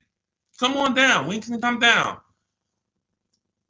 That price should be dropping from $750 to like $520 because the market is entirely different. There's been great deals out here since the daggone pandemic. It's been great deals. During the pandemic, we helped Bonita. Bonita got her Telluride. She got it for $600 a month during the pandemic. That's why I always show her deals. $600 a month. People are leasing these for $800 a month, $900 a month during the pandemic. This was 2022 when people were leaving out of the dealerships with axes in their heads. Couldn't believe how high they were paying. She believed $600 a month, her dream vehicle. So these deals have been out here. Look, Greg made this deal. Look, we've been making deals, below market deals. Look at Danielle. $44,000 vehicle, $550 a month, no money down. Charles, Palisade, $48,000 vehicle, $597 a month. Hyundai Palisade, top 5 SUVs in the market the last 3 years. So the people who tell you there's no deals, they don't know how to get them. So yes, when you go into, when you don't have strategy, I told y'all, I've said it, I think 3 times, maybe 4 on this stream. There's only 3 prices you can pay. Market value, that's what all the negotiators are going to pay. They think they did well. All they did is pay the average price of a negotiator. Now you got above market value. That's for the people who can't negotiate. You don't like negotiating. You're not good at it. You just close your eyes and hope that it works out for you. You're paying above market value. And then below market value, which is what you see these people pay because they're not negotiators. They make people bid. And when you make people bid, You don't have to be a negotiator. If someone comes in to fix, you want to get your kitchen redone, and they tell you, okay, it's going to be $50,000. Yeah, hey, is that your best price? All right, yeah, all right, because I'm going to have 3 or 4 other people come in and get a number too. Okay, well, I might be able to get you from like 50 down to like 45. Okay, it's all right. I'm going to have another person come. Another person says, I could do it for 41. Another person says, I could do it for 60. Okay, another person, I could do it for 42. Now you're creating competition, and all of them you tell, hey, I'm getting multiple bids, and they're going to give you their best offer. Doesn't mean they're going to win, but when they know you are getting other prices, they're going to give you their best offer. And that's what I tell you. When people say that's our best offer, Mr. Nunn, that's my best offer, Mr. Henderson, they're not lying to you. That's their best offer. They're not going any lower because they want to make a lot of money. Look, man, I'm making $6,000 on this car. If I can't make it, I'll sell it to someone else. I'll sell it to someone else. I don't need to sell. That's how the 80% of dealers think. You expect the incentive to get a lot better the next few months, especially Ram. What are the incentives now? Unless you can tell me that you shop multiple dealers for Rams and you can show me 5 different offers you've gotten on a Ram, you don't know what the incentives are now. How can we wonder if stuff's going to be better? What are you comparing it to? You went into one dealer, Dodge dealer, hey, how much is this Ram? They told you and you're like, oh, well, that's expensive. 80% dealer. 80% dealer. And again, the only way for you to see how much you've been overpaying is to start using these strategies that we teach for multiple offers. And I know, sometimes it's hard to face that. Sometimes you would rather not see how much you've been losing. And that's understandable. It doesn't make financial sense, but it's an emotional decision that's understandable. I don't want to know, Deshone. I would rather keep shopping the way I've been shopping and save no money or the same money rather than shop the new way and then see that the old way was costing me tens of thousands of dollars. That doesn't make financial sense. But the people when you ask, are the incentives good? You got to know what the incentives are now. That means we run the market. When I was shopping for my mother a couple years ago, I ran all the offers on a Mazda CX-5 for her in October. I didn't like the deals. I didn't like the lease offers. I contacted them again in November, emailed them all again. Hey, what do we look like in November? Didn't like the deals. Emailed them one more time in December. Or one of the dealers actually reached back out to me and said, hey, I got this car coming in. We did the deal in December. That is keeping track of incentives. That's monitoring programs. If I shop the Ram right now, it'll take me no more than 60 minutes to get literally 5 to 7 offers on Ram. Using my system, the 25 to 5 strategy in my book, I go into the book, I literally use my scripts, and in 60 minutes, 90 minutes, I'll have 5, 7 offers on Rams. That's just how it works. So now I'm able to look and see, all right, what type of discounts are they offering? What are the incentives? What are the programs? Do I like them? Do I not? All right, let me check back let me check back next month. Let me see if there's any new incentives. So that's the way it works. That's the way you move the market. We have to be able to monitor what the deals are. But I see, unfortunately, there's a lot of you who you want to try to fill for the bottom. That's just what you've been trained to do. It's a losing strategy. I would love for you, if I was still at the dealership, I'd love for you to come and try to fill for the bottom. Especially if I work for a manufacturer where we got rebates a lot. Come on in, fill for the bottom. $3,000 off is a good discount. When's the last time you got $3,000 off a vehicle? I just think, I think I might be able to get more. Okay, listen, we settle at 5. You don't know I had a $5,000 rebate, so you're just not going to know. So you can sit here and feel for the bottom all you want. It's not going to work. You're still going to leave wondering, hoping it's a losing battle. That's why I'm trying to tell you, stop doing it. Stop doing it. You're asking, okay, what's a good interest rate for this vehicle? You're trying to feel for the bottom instead of sitting at home the way my book teaches you and making people bid and come to you and have all of these people begging for you to do business with them. Oh, how much discount should I be getting off of a Toyota Camry? Feeling for the bottom. Instead of sitting at home, contacting 25 dealers online, using my strategies, using my scripts, and saying, okay, now I got 7 offers on a Toyota. Oh, I see the biggest one is giving me 5,000 off. Okay, that's the market. That's the below market. You cannot feel for the bottom. You can keep doing it. It's just a losing strategy. You're never going to get the discount, the maximum discounts, feeling for the bottom, walking into a dealer. It's just never going to happen. So for those of you who are tired of that, you're like, I don't want to be feeling for the bottom anymore, Deshone. I don't want to be worried about being a good negotiator, Deshone. I want to be able to have a plain, simple system for getting dealers and banks to bid for my business. That's what Cars from Home is, my digital book. 7 steps to saving time, money, and avoiding dealerships. You can get your copy for 75% off. That's my welcome offer. In my TikTok bio, click that picture of me, or click my Instagram picture, go to my bio, click the website, and then you'll see a button to activate your 75% off your book. Grab it.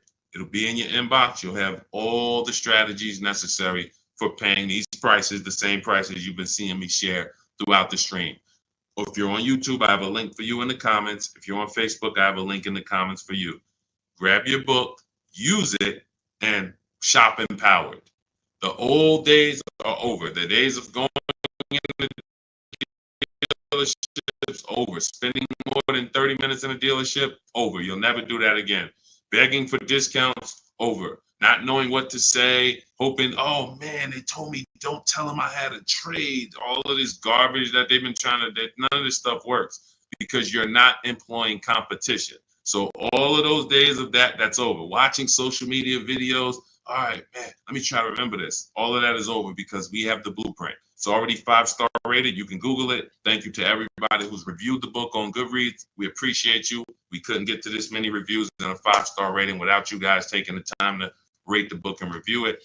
But grab your copy. As long as you get there before the 30 minutes is up, that welcome offer is only good for 30 minutes. After that, the book does go back up to $97, which is still a great price. But $24 is better than $97. So get there before the 30 minutes is up. TikTok bio, Instagram bio, YouTube comments, Facebook comments. Use the book and go win. All right? Unlearn everything you've been taught. That's the key. Leave everything you've been taught at the door. Trust this process. Success is guaranteed. All right? God bless you. I'll see you on the next stream.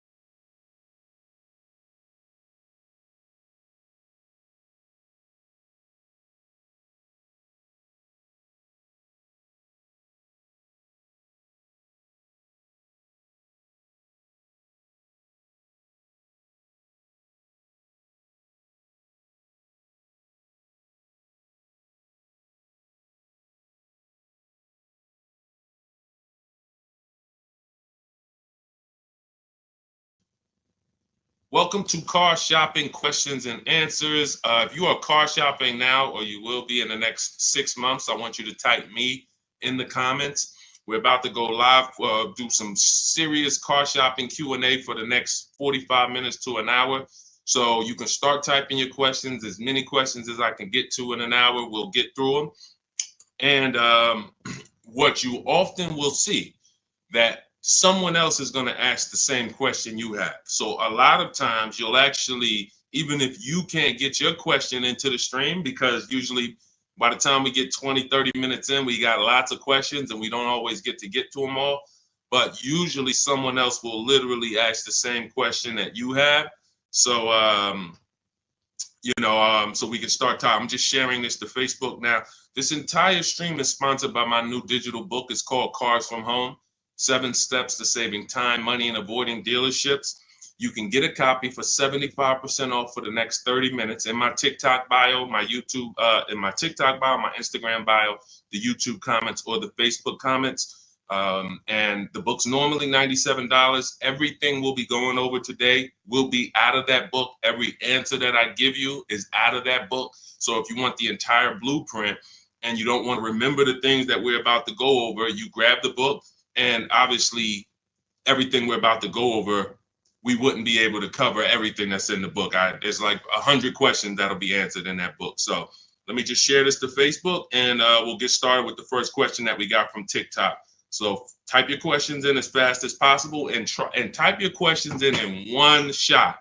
Don't do like a part one, part two, and because then Dolan can't bring them into the stream. Okay, Dolan, let's get going. Let's throw up the first question, please. Nora, I'm upside down on my vehicle. How do I get out or pay off early? There's two ways to deal with negative equity. One of them is easier. It depends on the resources you have. So you have the option to pay the difference, which means you are actually going to say my highest offer for my car is $18,000, but I owe $20,000. That means I have $2,000 of negative equity. I'm going to pay that off. That way I can go and do a clean transaction for my next car. I don't have baggage going into my next car.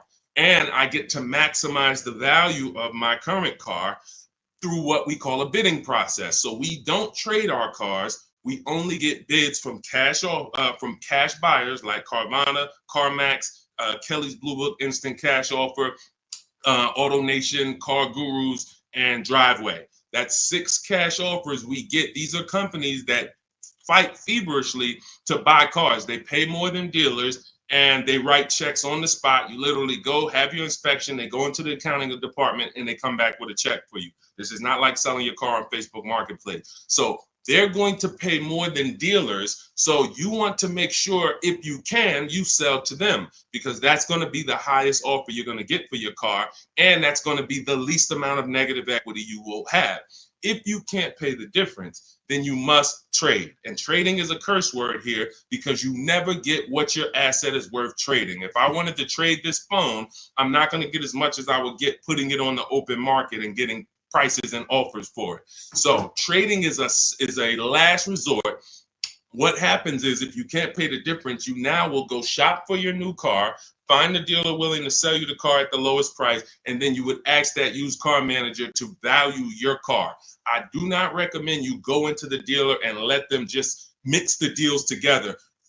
Write me a deal where you work in my trade-in with my negative equity. No, shop for your car, get your best offer from a dealer, new car, used car, or lease. And then once you identify the winning dealer, that's when you say, hey, can you take a look at my car? What's it worth to you? Now it's its own separate transaction. And if your payment was this $800 a month, you'll know, now what is my old car going to add to that? If my payment was $400 a month, now I know what is my old car going to add to that. And I can see what you're giving me for it, how much negative equity I'm going to bring into this transaction. And it's an easier way to understand the numbers. You don't want to be mixing transactions if you don't have to. And the key to understanding negative equity and the cause is you don't lease. That is the cause. The only way you're having negative equity is you continue to buy cars, but you're not a long-term person. You trade them in or replace them before the loan is paid off, and someone taught you not to lease. So you're going to continue to be in this repetitive cycle because you don't lease. There are emergency situations where you need to switch cars, but if you're not keeping your cars 8 years, this is rule number 1 in my book. You should be shopping for below market lease deals, not for purchases.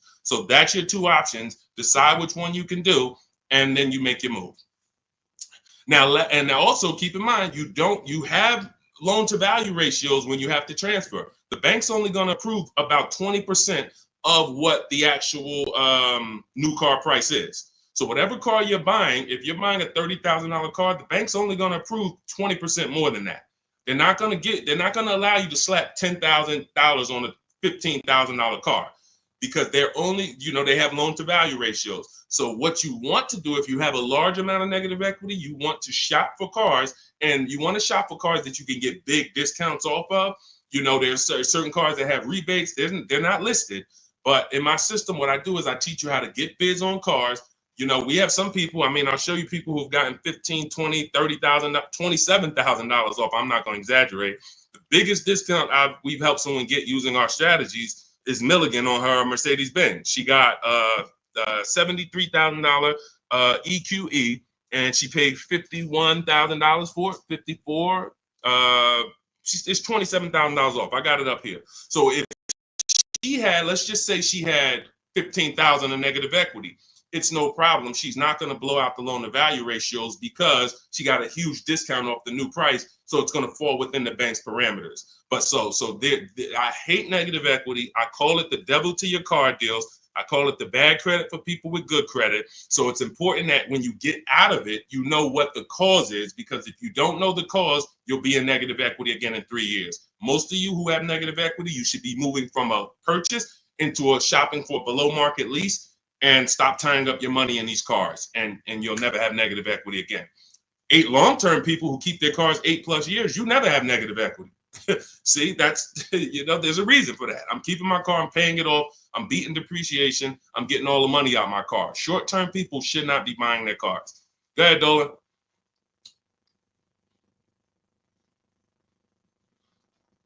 All right, keep typing your questions, y'all. We'll get to as many questions as we can in 45 minutes. Now, let me just actually say this. We have a 7-step process. Everything in my system is 7 steps. We don't go, see, a lot of times you don't understand what you should be doing first. Should I be focusing on my old car, my trade-in, shopping for a car first? What should I be doing first? So we have a system that you actually now have a process. It's 7 steps. First step is the most important question. That's leasing versus buying. How are you going to beat depreciation? Because you're about to buy a depreciating asset. If you buy a depreciating asset with no plan to address or beat the depreciation, you are going to lose like everyone else loses. So we need to see, am I going to beat depreciation with a long-term purchase, or am I going to beat depreciation with a below market lease? Long-term purchase, I got to tie up my money. My money's going to be in the car 3 years, 5 years, 6 years, but over time, the depreciation is going to cool off. I'm going to have a vehicle that doesn't depreciate much. Who has a vehicle that they've had for more than 10 years? Type the number of years you've had it in the comments. If you had a vehicle for 10 years, type 10, 12, even if you had it for more than 8. Let's go 8 because it's called the 8-year rule. If you've had it for more than 8, type the number of years that you've had your vehicle in the comments. Let's see how many long-term people we truly have, because not a lot of people are long-term. Like every time I ask this question, we don't get a lot of people that's like, yeah, 8 years, 10 years, 12 years, 15 years. Look, we don't have many people that can say they even have a car on here that they've had for more than 10 years, more than 8 years. But you're tying up all this money in these cars, and then you're going and you're replacing them in 5 years and 6 years. And look, Sharon, 14 years. God bless you, Sharon. That's a long-term person. Look, Ray Johnson, 9 years. That's a long-term person. So they don't have to worry about depreciation. Their car right now is worth the same amount it'll be worth about a year from now. If Ray's car is worth $9,000, a year from now, it's going to be close to 9. He's beat depreciation. So if you're not buying cars to beat depreciation, you shouldn't be buying them, because you're not going to beat depreciation in the short term. You can't. It's impossible. The only way to beat depreciation as a short-term buyer is to get below market leases, because you're never tying up your money in that car. Not regular leases, below market leases. Big difference. Go ahead, Dolan. I see we had a question come from TikTok. Let's throw them up.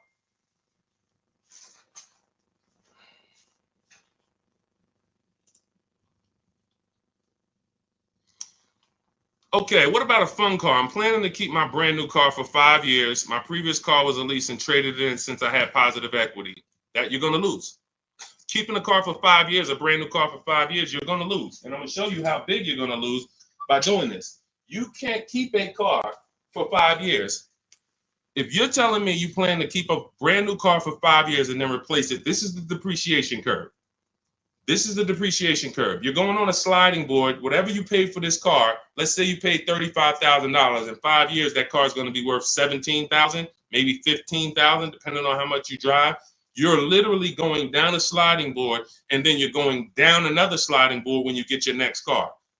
You're wrapping up money in these cars. Now, when we look at somebody like Ray, who kept his car for 9 years, his depreciation curve doesn't look like yours. It looks like this.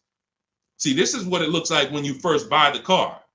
You're losing value every single day. You're losing thousands of dollars in value on a yearly basis. So when you go and say, all right, I'm going to just go buy this car, tie this up.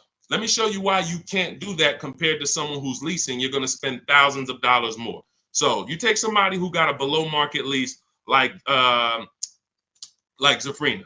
No, that's too. Let's use Zafrina. She gets a $65,000 vehicle. She's paying $579 a month. $65,000 vehicle, $579 a month. That's what we call a 1% lease or below. When you have your lease payment is 1% of the MSRP or less, that means that's a 1% lease or lower. She has a 0.88% lease. Now, she's not, over the next 3 years, she's going to invest in this car, $579 times 36. She's going to invest $20,000 to drive a $65,000 car. Now, if somebody bought this $65,000 car, what's their payment? Every $5,000, remember this rule, is about $100 a month on a 5-year loan. Remember that rule. Every $5,000, when you look at a car, is about $100 per month on a 5-year loan. So when you look at a $20,000 car, you should automatically say to yourself, that's going to cost me about $400 a month. You look at a $50,000 car, that's going to cost me about $1,000 a month on a 5-year loan. When you don't do that, now you let them put you in 6- and 7-year loans because you're not focused on what the real cost is. You're just like, get me to a low payment. I'll get you to a low payment. I'm going to put you in an 8-year loan. So we know this. Looking at her car, she would be spending roughly $1,300 a month if she bought that car. Even if she got an incredible deal, saved 10 grand off of the car, she's still going to be spending about $1,100 a month. She's putting $579 a month into this car. How do you compare $579 to $1,100? How do you compare $579 to $1,300? Let's say she bought a used version of this car. So instead of $65, she found a used one for $40. Every $5,000, $100, that's an $800 a month payment. How do you compare $579 to $800 for a used version? You can't. So when you're out here listening to people who've told you don't lease, they don't understand depreciation and they don't understand how to get below market leases. These are not regular leases. In order to get below market leases, you must employ competition. You must get at least 5 offers because every dealer's price is different. So when you walk into one Nissan dealer and they tell you it's $600 a month, you don't walk out and say, hey, Nissan's charging $600 a month. No, Nissan of Bay Ridge is charging $600 a month.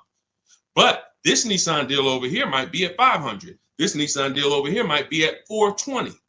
You need to stay at home, get multiple offers. You can do this my way through email using the systems in my book, or you can do it your way, calling around and get multiple offers. But once you see how different these offers are, you'll realize how many dealers have been ripping you off. And 80% of them do this. 80% of them, their best offer is not going to be below market. They're going to make a certain amount of money or they won't sell the car to you. But we find the ones who will. All of this is in my new digital book, Cars from Home. It's called Cars from Home, 7 Steps to Saving Time, Money, and Avoiding Dealerships. You can get a copy for 75% off for the next 30 minutes in my TikTok bio, my Instagram bio, the YouTube comments, or the Facebook comments. You'll have everything we teach step by step. You can Google the book, Cars from Home. It's already 5-star rated. We've already got tons of people using it, talking about it. And this is what I want for you. I don't want you paying above market or market value like everyone else is paying. You need to be paying below market value. And the only people that pay below market value are people with strategy. Okay, so I would tell you, Kitty Cafe, the first thing you need to be concerned with is actually leasing and not buying. You said you were a leaser. See, and oftentimes people who go from a lease to a purchase, I'm sorry to say you didn't get a good lease deal. Because if I'm paying, think about what Zafrina's paying. Let's continue to use Zafrina as an example. If Zafrina's paying $579 a month for a $65,000 car, $579 a month only gets her about $28,000. Let's call it $30,000 on a loan. So for her to go and get the same $579 payment, she's going to only have about $30,000 to spend on a car. If she goes with a 6-year loan, maybe she can get like a $33,000, $34,000 car. That's it. That's her loan. So she's going to have a hard time going from a $65,000 vehicle to a $35,000 vehicle. Most likely she's going to get something used. It's going to be older, and she's going to be like, wow, I'll just keep leasing. But if she was paying what other people are paying for this same Jeep, which is probably, I would say a lot of people for the same Jeep would probably be paying about $800, maybe $900. People with no strategy, they're probably paying $900 a month to drive this $65,000 car. It's easy to justify. So they're paying $800-900 a month. Then yeah, she might say, well, maybe I'll just buy something because I'm paying almost $1,000 a month to lease. But that's the difference between a below market lease and an average lease. There's a big difference. All right. Go ahead, Dolan. Next question. The leasing versus buying thing is really what's hurting a lot of you. The leasing versus buying thing and the not getting below market leases. There's so many bad things about what's been out here with leases. It's horrific. I spend every day putting out information trying to dispel this. But I realize there is so many voices that have told you guys things, but here's the thing. I talk numbers and I show numbers. If you pay attention, the people who tell you about leasing never talk numbers. They never show you numbers. All they do is rent. Leasing is renting. Leasing limits you. You limit, they pick your mileage. You pick the mileage. It's so much bad information. But I've been leasing since I'm 22 in the car business. Got my first lease, Pontiac G6, $20,000 vehicle. I was paying $256 a month for it. Meanwhile, I had a friend, they're paying almost $500 for a Toyota Corolla. We both got a car for about the same time. They're paying $500. I'm paying $256. I'm seeing what they're going through with their car breaking down, getting older, because they kept the car for a while, getting older, and now I'm on my second car, paying a low payment. And as a young person, you don't want a $500 payment. I didn't need a $500 payment when I was 22. Just had my daughter. I needed that $256 payment. They had just had a family too, but they got to come up with $500 a month to drive about the same price car. The Corolla and the Pontiac G6 at that time were about the same price.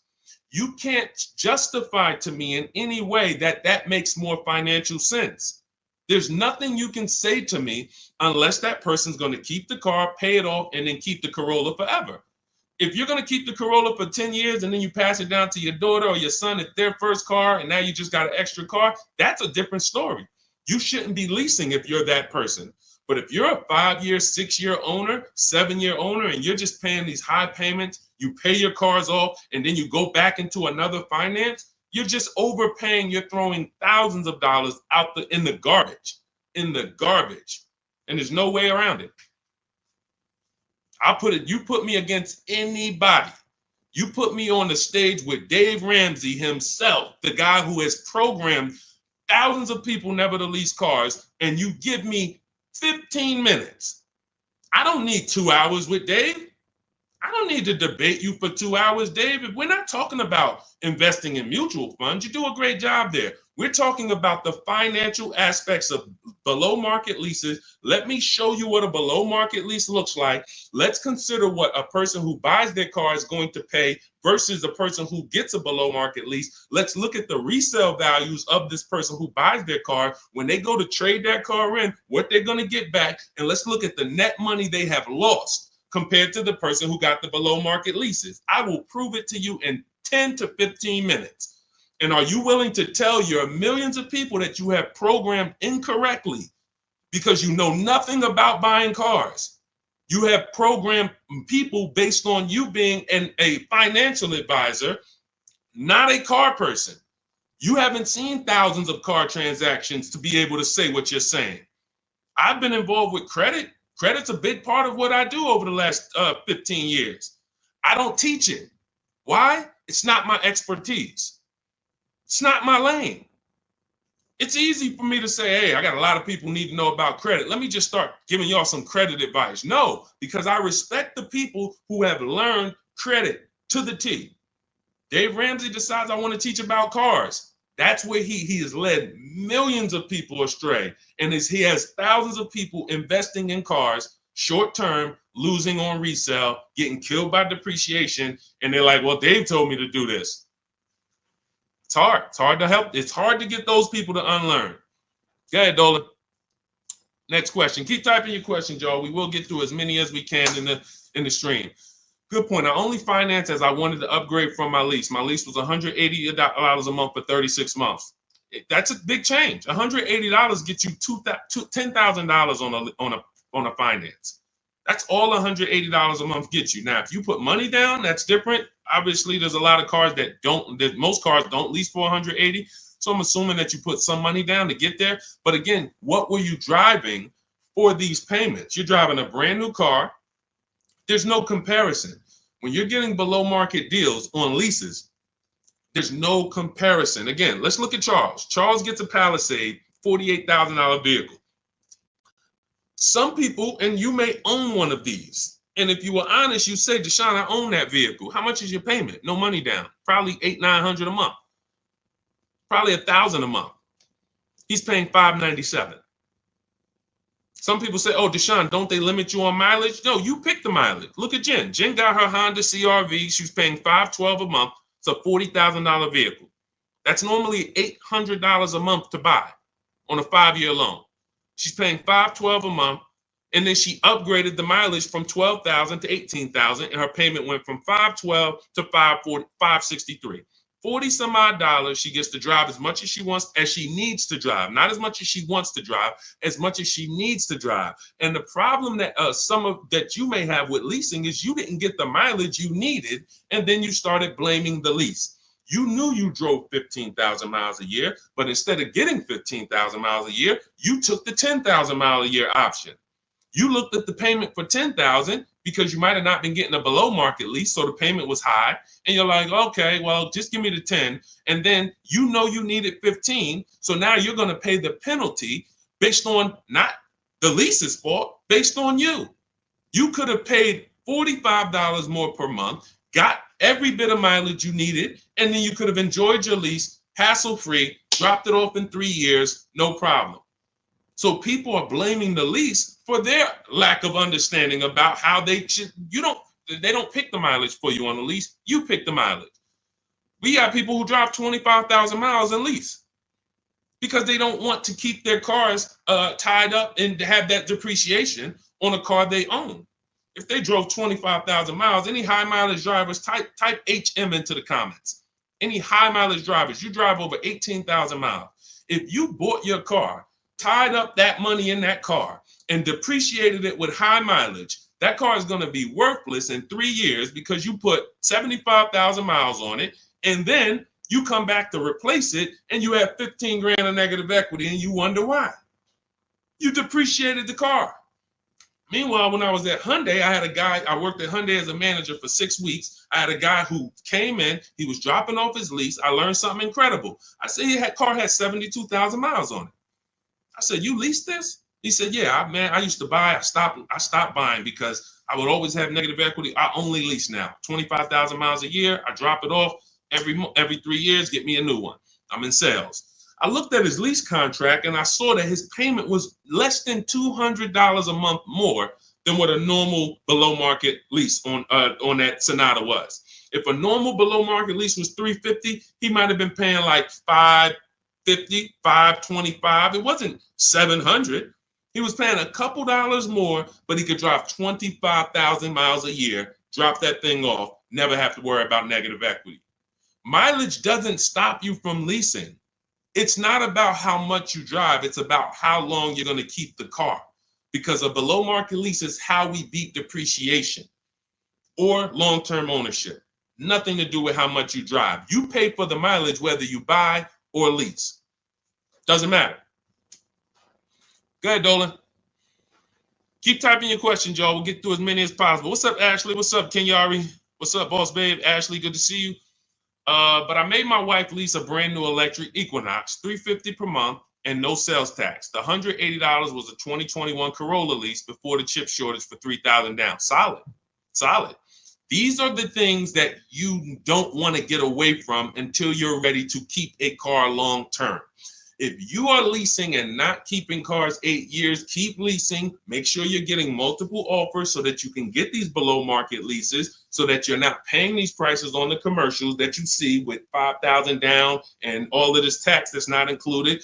We are getting below market leases, and in order to do that, you must get 5 offers, at least 5 offers. Now you get these below market leases, and you keep doing that until you are ready to buy something. Because as Cafe just said, if he's paying $3,000 down, $180 a month, somebody who bought that Corolla is paying $3,000 down, $500 a month, because a Corolla is probably about 25 grand now. So that's a $500 a month payment with their taxes that they're paying when he's paying $180. This is not, look, for a brand new electric Equinox, he's paying $350 a month. This is someone else who knows how to get great lease deals, whether he's negotiating for them or whether he's calling around getting multiple offers. It doesn't matter. He's getting prices that you are not getting. And that's the prices we get. You want to understand that all prices aren't the same. There's below market price, there's market price, there's above market price. Above market is for the people with no strategy. You just walk in and you sign the deal. You might say no one time, and then the next offer you sign it. Market value is for the negotiators who are trying to feel for the bottom. You don't know where the bottom is, but you say, hey, take $2,000 off, we got a deal. Give me invoice price, we got a deal. You're paying market value. You're not getting anything special because there's hidden money, rebates, incentives that you don't know about. There's markups in the lease contracts, in the money factor, money hidden, you don't know about. And you'll never know about it until you get multiple bids. But below market price is reserved for the people who are shopping multiple dealers. We do it from home, getting multiple offers, and now you're paying $350 a month for a car that other people are paying $600 a month to own. You cannot justify pulling up in the same car and one of you is paying $350, one of you is paying $600. But the one who's paying $600 says, well, I'm going to own this. But by the time you pay it off, you're just going to turn around and get another car and do it all over again. So you never win, ever. It's a bad way to move. Go ahead, Dolan.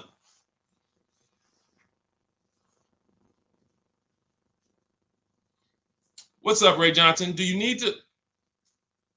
Hold on. Do you need to know all the bells and whistles? I don't know what that means. Can you rephrase that question? Let's type it in another way because I don't know what you mean by that. Can you elaborate? What about the people that drive high miles? You should still be asking yourself, how am I going to beat depreciation? The first step in my process is to determine what I'm going to do to beat depreciation on this depreciating asset I'm buying. So if you're a high mileage driver, you drive more than 18,000 miles per year, you're depreciating your car so rapidly that in 5 years, you're going to have, call it 100,000 miles plus on the vehicle, but your loan does not move that fast. Most of your loans are going to move this way, but your depreciation is moving like this because you are just using the heck out of the car. This is point and proof that you pay for usage, whether you buy or lease. If you bought a car and put 100,000 miles on it, you do pay for that. If the same person bought the same car, but they only put 50,000 miles on it, their car's worth more than yours. They can sell it for more. So you lose based on your usage. So in the short term, you can't win driving high miles because you are literally destroying the value of your car. Then you flip to another car. That'd be like you doing this. Hey, do me a favor. Give me this car, let me depreciate it like crazy, then let me swap it out and let me get this car depreciated like crazy, and you just keep doing it. Depreciate it like crazy, but you're never getting to the point where the car is paid off and now the car starts to depreciate like this. That's for the people. If you have a car that you've had for 10 years, 12 years, 9 years, 14 years, this is what the car is depreciating like. You're losing a little bit every year. If it was worth 9,000 this year, it's probably worth 8,200 next year. You beat depreciation. And that's when you enjoy, this is the benefits of ownership. This is what I call in my book, the reward stage. You don't get here without long-term ownership. And if you're not built for long-term ownership, that is okay. But what you should be doing is doing what my client who was in Hyundai did, doing your high mileage lease, shopping for a below market lease, and then driving the mileage you need and dropping off your car in 3 years and going and getting a new one over and over again. You're never tying up your money in these cars. If you're going to tie up your money in these cars, you better have it in there for the long run. If you're going to tie up your money for 5 years in a depreciating asset, you are losing money in depreciation. Like you can't get it back. That's why you're never happy with what the car is worth. When you come and find out what your car is worth, you're like, I can't believe that's all you're giving me for my old car, because you're thinking about how much you put into it. Long-term owners like this, those of you who have cars that you kept for 12 years, you're not thinking about the resale value, right? Right or right? You're like, Sean, I got so much money out of this car. I had this car, man. The transmission went out. I put a new transmission in it. I got my money out this car. That's the benefit of buying. And if you're not buying, you should be if you're not getting there, you should be shopping for below market leases, never tying up your money in these cars to begin with. It's only 2 ways. Get out the middle. It's 3 people. Long-term keepers, short-term leasers, then it's the people that's stuck in the middle. You buy your cars, trade them in. You lease the car, you buy the lease. Stuck in the middle. Go ahead, Dolan. All of this is in my new digital book. If you're like, Deshone, there's no way I'm going to remember this. You can get my new digital book. It's called Cars from Home, 7 Steps to Saving Time, Money, and Avoiding Dealerships. It's already 5-star rated. Thank you to everyone who has rated and reviewed the book on Goodreads. We appreciate you. You can get your copy. It's normally $97, but for the next 30 minutes, you can get your copy for $24, which is 75% off if you get to my TikTok bio, my Instagram bio, the YouTube comment link, or the Facebook comment link before the 30-minute timer hits 0. After the timer hits 0, price does go back up to $97, and it's worth every penny of $97. This book will be the top 3 most valuable books in your library. And when I say valuable, I mean the books that save you money. There's only a few books. I got a bunch of books. You guys can see I'm grabbing them. There's only a couple of these books that have actually put money in my bank account or helped me save money. There's not a lot of them.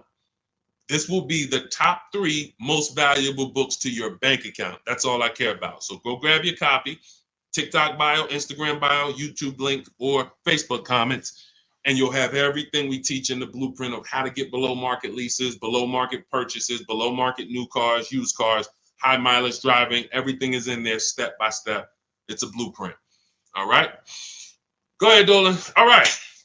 Buy a car for the first time. I'm going through my bank. My budget is $8,000 and I finance the rest. So you have $8,000 cash. You want to see, can I get a vehicle without using that cash? So if you're talking about financing, first thing you want to decide is, what can we get without a down payment? So depending on where I want my payment to be, let's say $350 a month.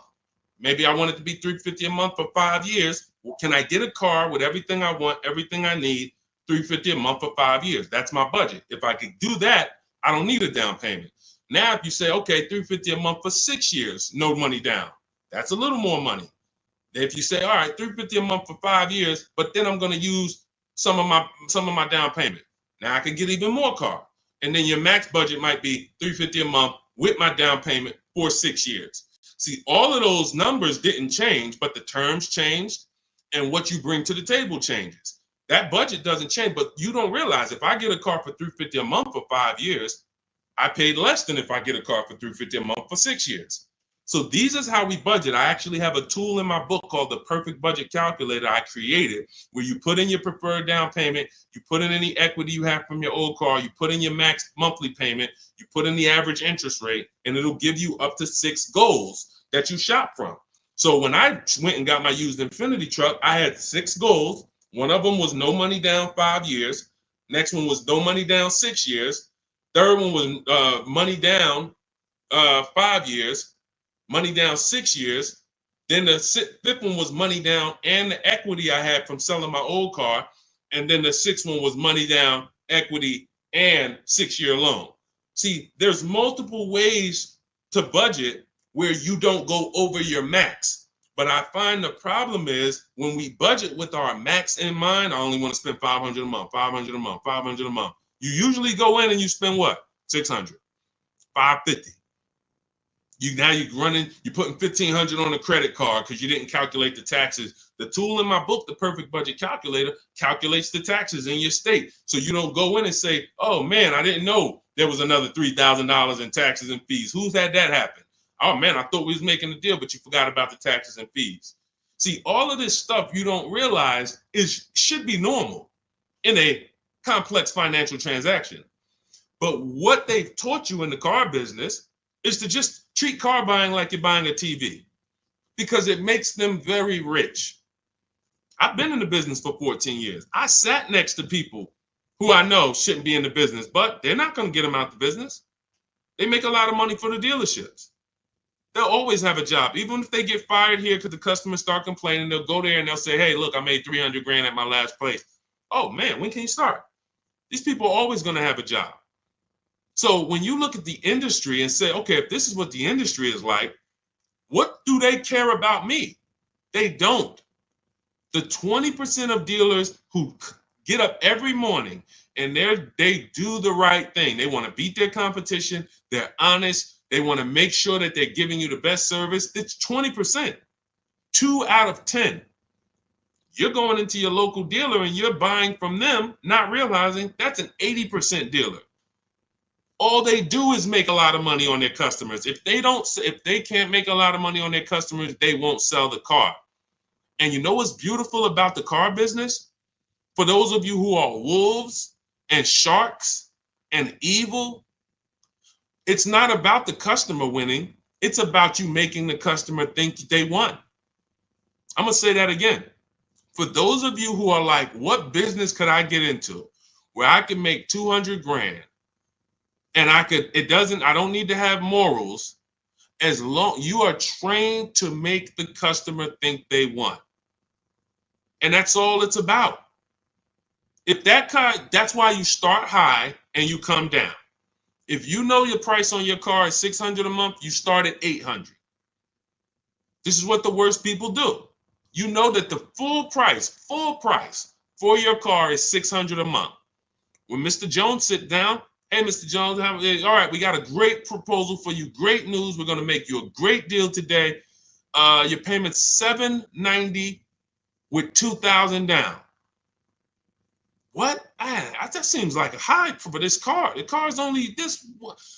That seems real high. And then I didn't even want to do any down payment. All right, so you didn't want to do a down payment. So, all right, look, if I could get the down payment out, your payment would go from $790 to now it's $840. No down payment, though.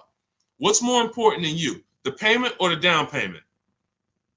No, well, both. But what's more important? If you had to pick one, well, I really don't want to do any money down. All right, so right now we're at $840. Where can we agree? I'll talk to my manager. Where can we agree that you'll be happy? Because I want to make you happy, Mr. Jones. Nah, I mean, I'm thinking of paying I really wanted to be at $500, Mr. Jones. I understand. Where'd you come up with that number? I just thought I'm looking at the car. I'm thinking, 500 seems fair, but follow me, Mr. Jones. You're looking at this car. You know where the demand is. You know there's no cars around. This is all stuff that's not true. You don't know where the demand is because you haven't shopped. There's no cars around. You don't know that because you haven't shopped. But these guys we are absolutely trained to, if you want to use your powers for evil, it is very easy to get you. That's why we don't shop that way. I would never send you in to deal with people who negotiate every day for a living like this. Your power is being at home, having multiple dealers compete for your business, and that's how people like Tasha get these deals. Thousands off on a brand new car, only 1-year-old car. This is how we got grandmothers who do this. Look, India, ridiculous deal on a Toyota. Look, Hyundai, $365 a month, no money down. 2024 Hyundai Elantra, limited with the leather in it. She didn't get that going in negotiating. You can't. But from home, that's where the power is. That's why our entire system is called Cars from Home. I can sit here and walk you through why you can't win. I don't care who you are. So when I'm telling you, you have to change the way you shop. When people say there's no deals, they're right. To you, there's no deals. To someone who doesn't have shopping strategy, doesn't know how to put dealers against each other, there are no deals. But to people like us, we've been making deals. Let me show you, Bonita. Let me show you a pandemic deal. When people were out there thinking, no deals, Deshone, this is so bad. When is the market going to change? Look, Bonita, 2022, she leased her dream vehicle, a 2023 Kia Telluride. She put $600 down, drove off $600 a month. She gave him $600, drove off. No money down lease. People were leasing and buying these vehicles for $10,000 over sticker. I'm not on here to talk to you about hundreds of dollars. What do I care about hundreds of dollars? You think we're on here? You think we're getting together to gather you guys to talk about hundreds of dollars? That doesn't matter to me. Thousands is all we talk about. Every single thing we discuss here is $1,000 mistakes. You not leasing when you should be leasing. $5,000, $7,000 mistakes minimum. You not getting multiple offers on your car. Could be depending on the car, you look at somebody like Kimberly. Kimberly gets $20,000 off her Maserati. $20,000. Sean gets $20,000 off his F-150 Lightning. These are just some of the, look, even somebody like Tiffany, let's take a smaller discount. She gets a Mazda CX-90. She gets $6,500 off. What happens? There are people who got that same car. You won't say, they're not going to say it. They'll never say it. They'll never come on here and say, hey, Deshone, I got that same car you just showed her get, and I only got $2,000 off. They won't say I overpaid by $4,500 because I didn't know this. But I'm telling you, I know this because I've been working with people around the country. So understand, we're not here to talk small numbers. When we're tapping in, we're asking you to tap in, lock in, so that you can actually keep thousands and thousands of dollars in your bank account instead of putting it in these cards or giving it to these dealers. That's it. So everything we discuss is out of my new book, Cars from Home, 7 Steps to Saving Time, Money, and Avoiding Dealerships. It's a 7-step process. Doesn't matter whether you're leasing, 7 steps. Doesn't matter if you're buying new, 7 steps. Buying used, 7 steps. You want to sell your leases, which who didn't know you could sell a lease? Put a question mark. Who didn't know you could sell a lease? Type a question mark in the comments. Question mark. Deshone, what do you mean you could sell a lease? Okay, thank you. We're renovating with the jeans. Okay, look, Lynn, Brooke, Miss Tucker. Look. How much does that cost you? Not knowing, and we begin to teach people to do this during the pandemic because every single car was $7,000 to $10,000 more than it was truly worth. So a Jeep Grand Cherokee, I sold my Jeep Grand Cherokee for $28,000 after I had leased it for 3.5 years. 39 months, I leased it, and then I sold it for $28,000. The vehicle, brand new, was $35,000. Brand new, that Jeep Grand Cherokee Laredo that I leased for $330 a month, paid $330 a month for 39 months. I sold it for $28,000. CarMax won the bid, and I put $9,800 in my pocket. I helped my mother sell her lease on her Mazda CX-5 for $10,200 in equity she put in her pocket. Now, those equity numbers don't exist anymore. That was a once in a lifetime seller's market. Well, so far in our lifetime, so far, there's people who still want that. They still are basing, and you may know people who are like, hey, well, I'm gonna buy this car and I'm gonna flip it because I bought a 2019 Mustang and then I sold that Mustang in 2021 and got all my money back. Try that again. You're gonna lose everything. It's over. It's over. That was a limited inventory, global shortage, chip shortage. Everything's worth $7,000 to $10,000 to $12,000 more. Those who cashed out won. Those who cashed out at that time won big. You can look back over history, and I helped a lot of people do that. You can look at my videos. Some of my biggest videos, 5 million views, 3 million views, was how to cash out. People coming on there, yo, I just sold my lease. I made $7,000. Yo, I made 10 grand because of you. Yo, I sold 2 leases. I'm telling everybody during the pandemic, cash out, cash out, cash out, cash out. You won't be able to do this again. But there's still money to be made if you have equity in your lease. There's still $2,000, $1,700, $3,000, $4,000. Some of you low mileage people who you lease, but you only drive 5,000 miles a year. There's equity there. But you got to know how to get it. You got to know how to get bids. What's the process? And get we get bids from CarMax, Driveway, Carvana, Kelly's Blue Book Instant Cash Offer. What is that strategy alone worth? Just the cash out, just the equity assessment, step 2 in my process is worth. For those of you who trade in cars, that right there, one step out of my 7-step process is going to be worth thousands of dollars to you. So you can get my new digital book, Cars from Home, 7 Steps to Saving Time, Money, and Avoiding Dealership, and you can get it for 75% off. That's my welcome offer to you, but it's only for 30 minutes. You go to my TikTok bio, my Instagram bio, the YouTube comments, or the Facebook comments, click that link, and get your copy for 75% off. You won't even pay the $97 price. You'll pay $24, but you got to get there before the timer goes to 0, and then it goes back up to $97, which is worth every penny.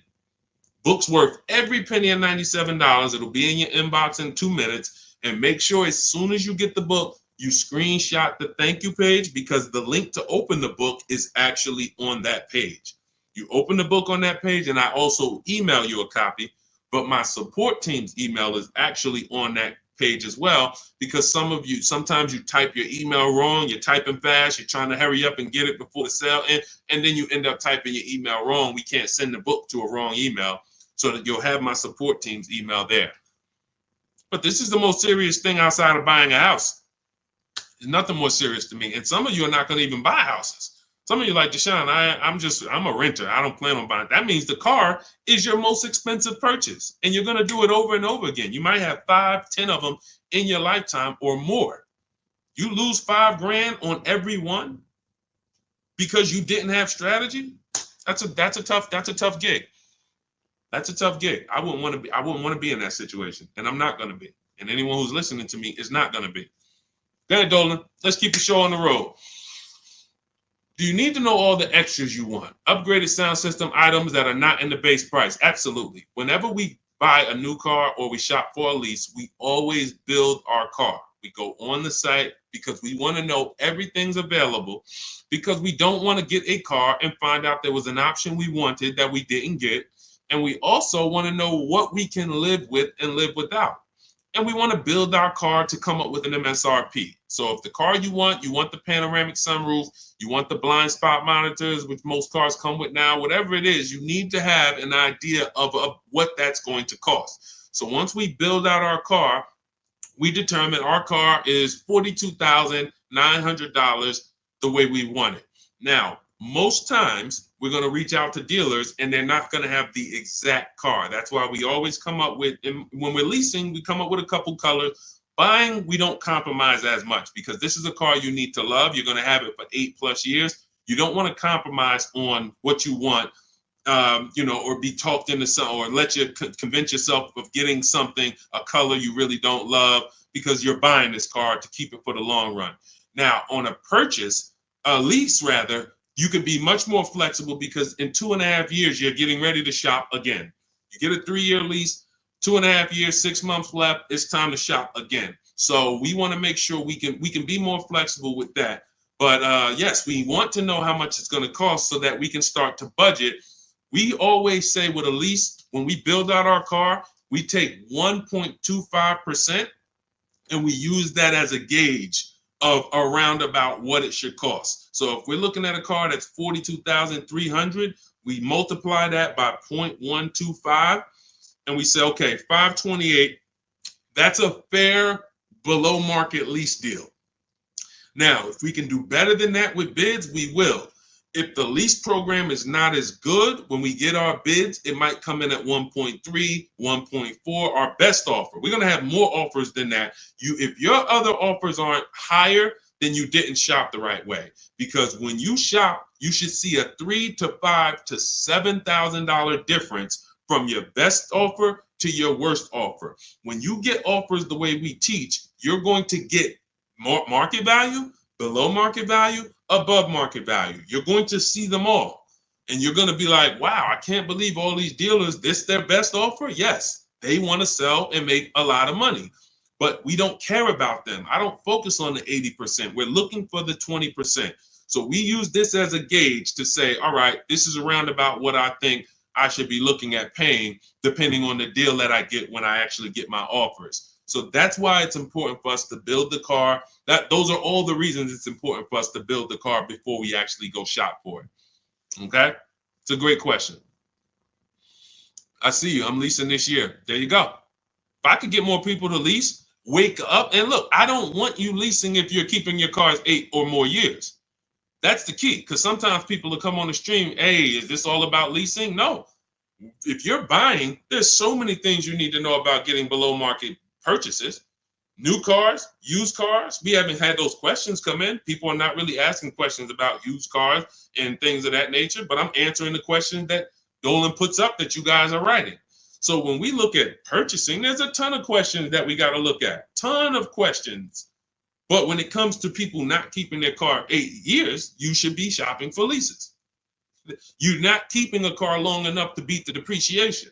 The depreciation's going to kill you, not the loan. Doesn't matter. Loans, okay, you could pay cash. Doesn't matter. The depreciation's going to kill you. That's what you're doing. You're buying a depreciating asset, trying to keep it short term, flip it, and do it again. You can't win. The only way to win with a depreciating asset is long-term ownership, or never tie your money up in it in the first place, which is a below market lease. Go ahead, Dolan, throw that one back up. Arturo, does your credit score affect the lease? Sure. You want to have fair credit. I always tell people you want to get to about a 660, 680, similar to if you were trying to get a good deal on a house. You would be trying to set yourself up with a good credit report to buy a house. Now with leasing, you can also lean on payment history. So if you have a $400, $500 a month payment, you've been making it on time for 2 years, that weighs heavily in you getting approved. I always say it's nothing that gets you approved for a new car like a paid on-time payments for your old car. The banks look at that and say, well, hey, we can see, yeah, credit cards might be high, but they never miss the payment on their car. They never miss that $500 payment. That means something to the banks when your credit score is a little in that marginal in that marginal range or that mid range. So I always tell people, get to a fair range, work on your credit so that you're able to lease, and don't tie up your money in a long-term purchase because you can't lease right now. If I couldn't lease right now, my only mission would be to get an inexpensive car, get my credit to a 660, 670 to lease. I wouldn't be trying to get a Dodge Charger, $20,000, $30,000, $40,000 car. I'm going to pay 20% interest. And when I go out to replace that car, I'm going to have so much negative equity because the interest alone is going to bury me because I don't have good credit. So now I'm no closer to leasing. My payment is going to be high. And I usually end up with an older car because I'm trying to squeeze my way into a nice car that I could show off and feel good about. Nah, I mean, I work hard. I want to be able to drive something that, I feel good about. But you haven't qualified yet. You haven't qualified to drive something great yet. If you have a 500 credit score, 600 credit score, you're not qualified to drive something ideal yet. You should be sacrificing to get set up so that I can make a power move. And what you do in getting set up is you get the least expensive car. that you can get a loan on. You get a $10,000 car, quality, small car. Try to get something that brand new was $24,000, $25,000, Hyundai Elantra. Get yourself a smallest car that you can qualify for, and you have minimal payments, $200, $250 a month payments. You pay those payments on time. You make sure it's a quality car, and you go and you make a move for a lease once you've established yourself. Or you can just do what other people do and say, you know what, who could get me in this brand new whatever, or who could get me in that, used Mercedes? And you're going to lose in every way. The quality of the car is not going to be ideal. The loan is going to be out of control. The interest is going to be great, ridiculous. You might not get a great price on the car because you come in looking desperate. You need a car, not want a car. You need a car. So nothing is working for you. Everything's against you. So it's much better for you to discipline yourself. Say, look, I don't mind driving something that I don't feel great about, but I'm working on my credit. I'm going to make these payments on time. I'm going to get myself to a 660. I'm going to have 2 years of on-time payments, and then I'm pulling off the lot in a brand new lease. Power moves. That's a plan. Go ahead, Dolan. And in my book, that's called the SMART car strategy. It stands for saving money at the right time. If you can't qualify for a lease, your only goal should be to set yourself up to lease. Now, if you're buying and your credit's not good, I'm an 8-year person. I keep my cars 8 or more years. Nothing wrong with buying a higher priced car and refinancing it later. So if you say, hey, I need to get, if you're a long-term person, your goal should be get a great price on the car. You're going to pay more in interest and then fix your credit. And instead of changing the car in 2 years to a lease, you would change the loan, refinance, and then you would keep the car. So it's depending on long-term versus short-term is everything. That's why in my book, it is step 1.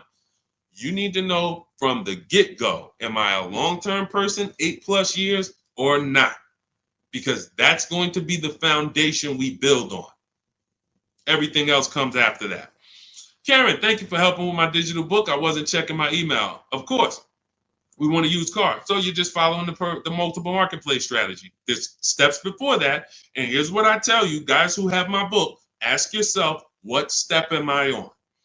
This is what I tell everybody that I work with. Ask, what step am I on? Because if you're doing step 3, but you have not done step 1, that's a clear indicator. Oh man, I haven't done step 1. Step 1 is leasing versus buying. Most important question. How are we beating depreciation? We go into deep. I show you lease scenario, purchase scenario, lease scenario, used car scenario, to make it very clear that if you set out to buy, but you should have leased, can't help you. You're lost. And I talked about that earlier. We ran Zafrina's $579 a month payment versus what a new car would cost her, which would be $900 or $65,000 car. That would have been $1,100. Or a used version was $800. So you can't compare that. If you go out and you get a great deal on a purchase and your payment's $700 a month, then that means that lease payment probably would have been $400 a month. There's no way to, how do I get out of this? You shouldn't have been in it. That's why this is step 1. So what was that question? What was that question? I don't even know how I got on that. Oh, you said I want a used car. Yeah. So so you want to ask yourself, where am I at in the process? Because we're not in the market until step 5.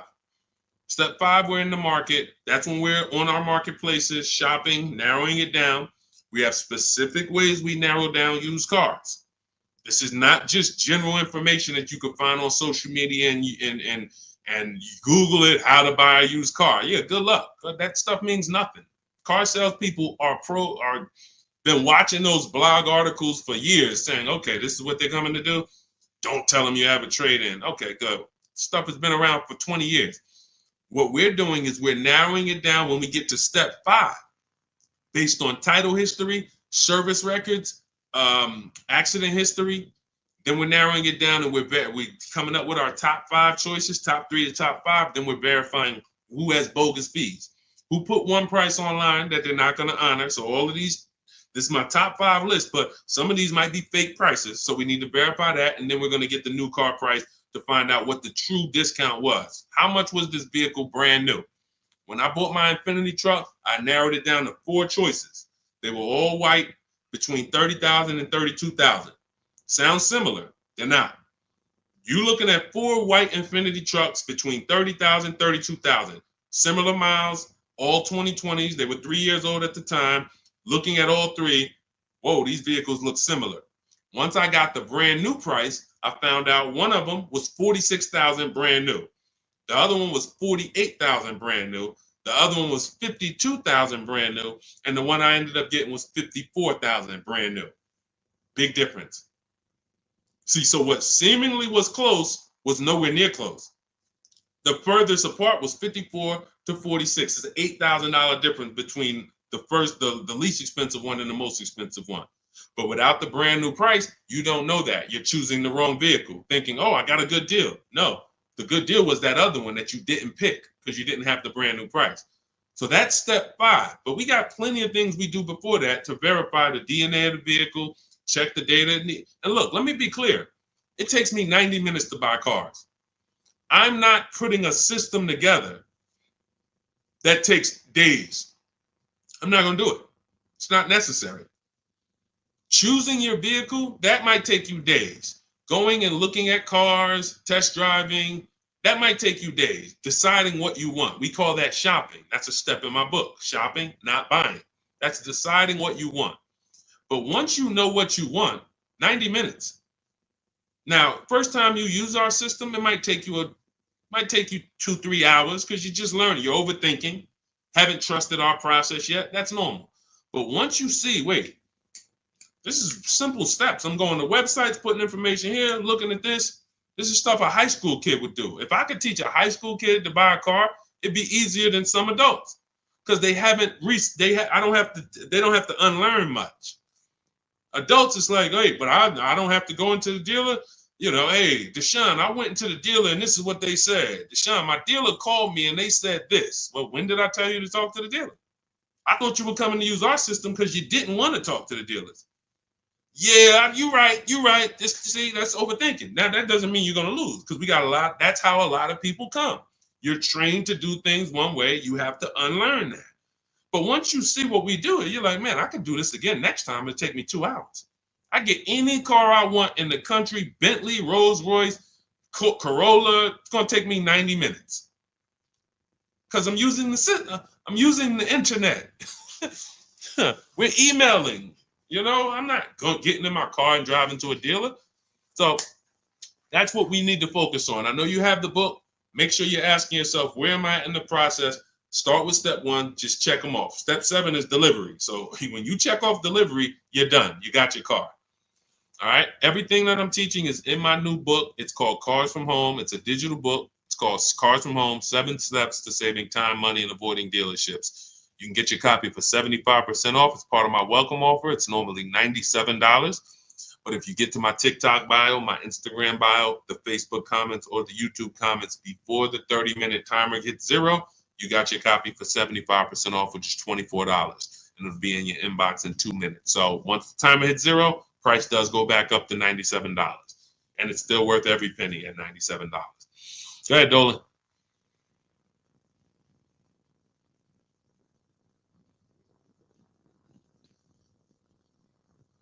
Dolan, you there?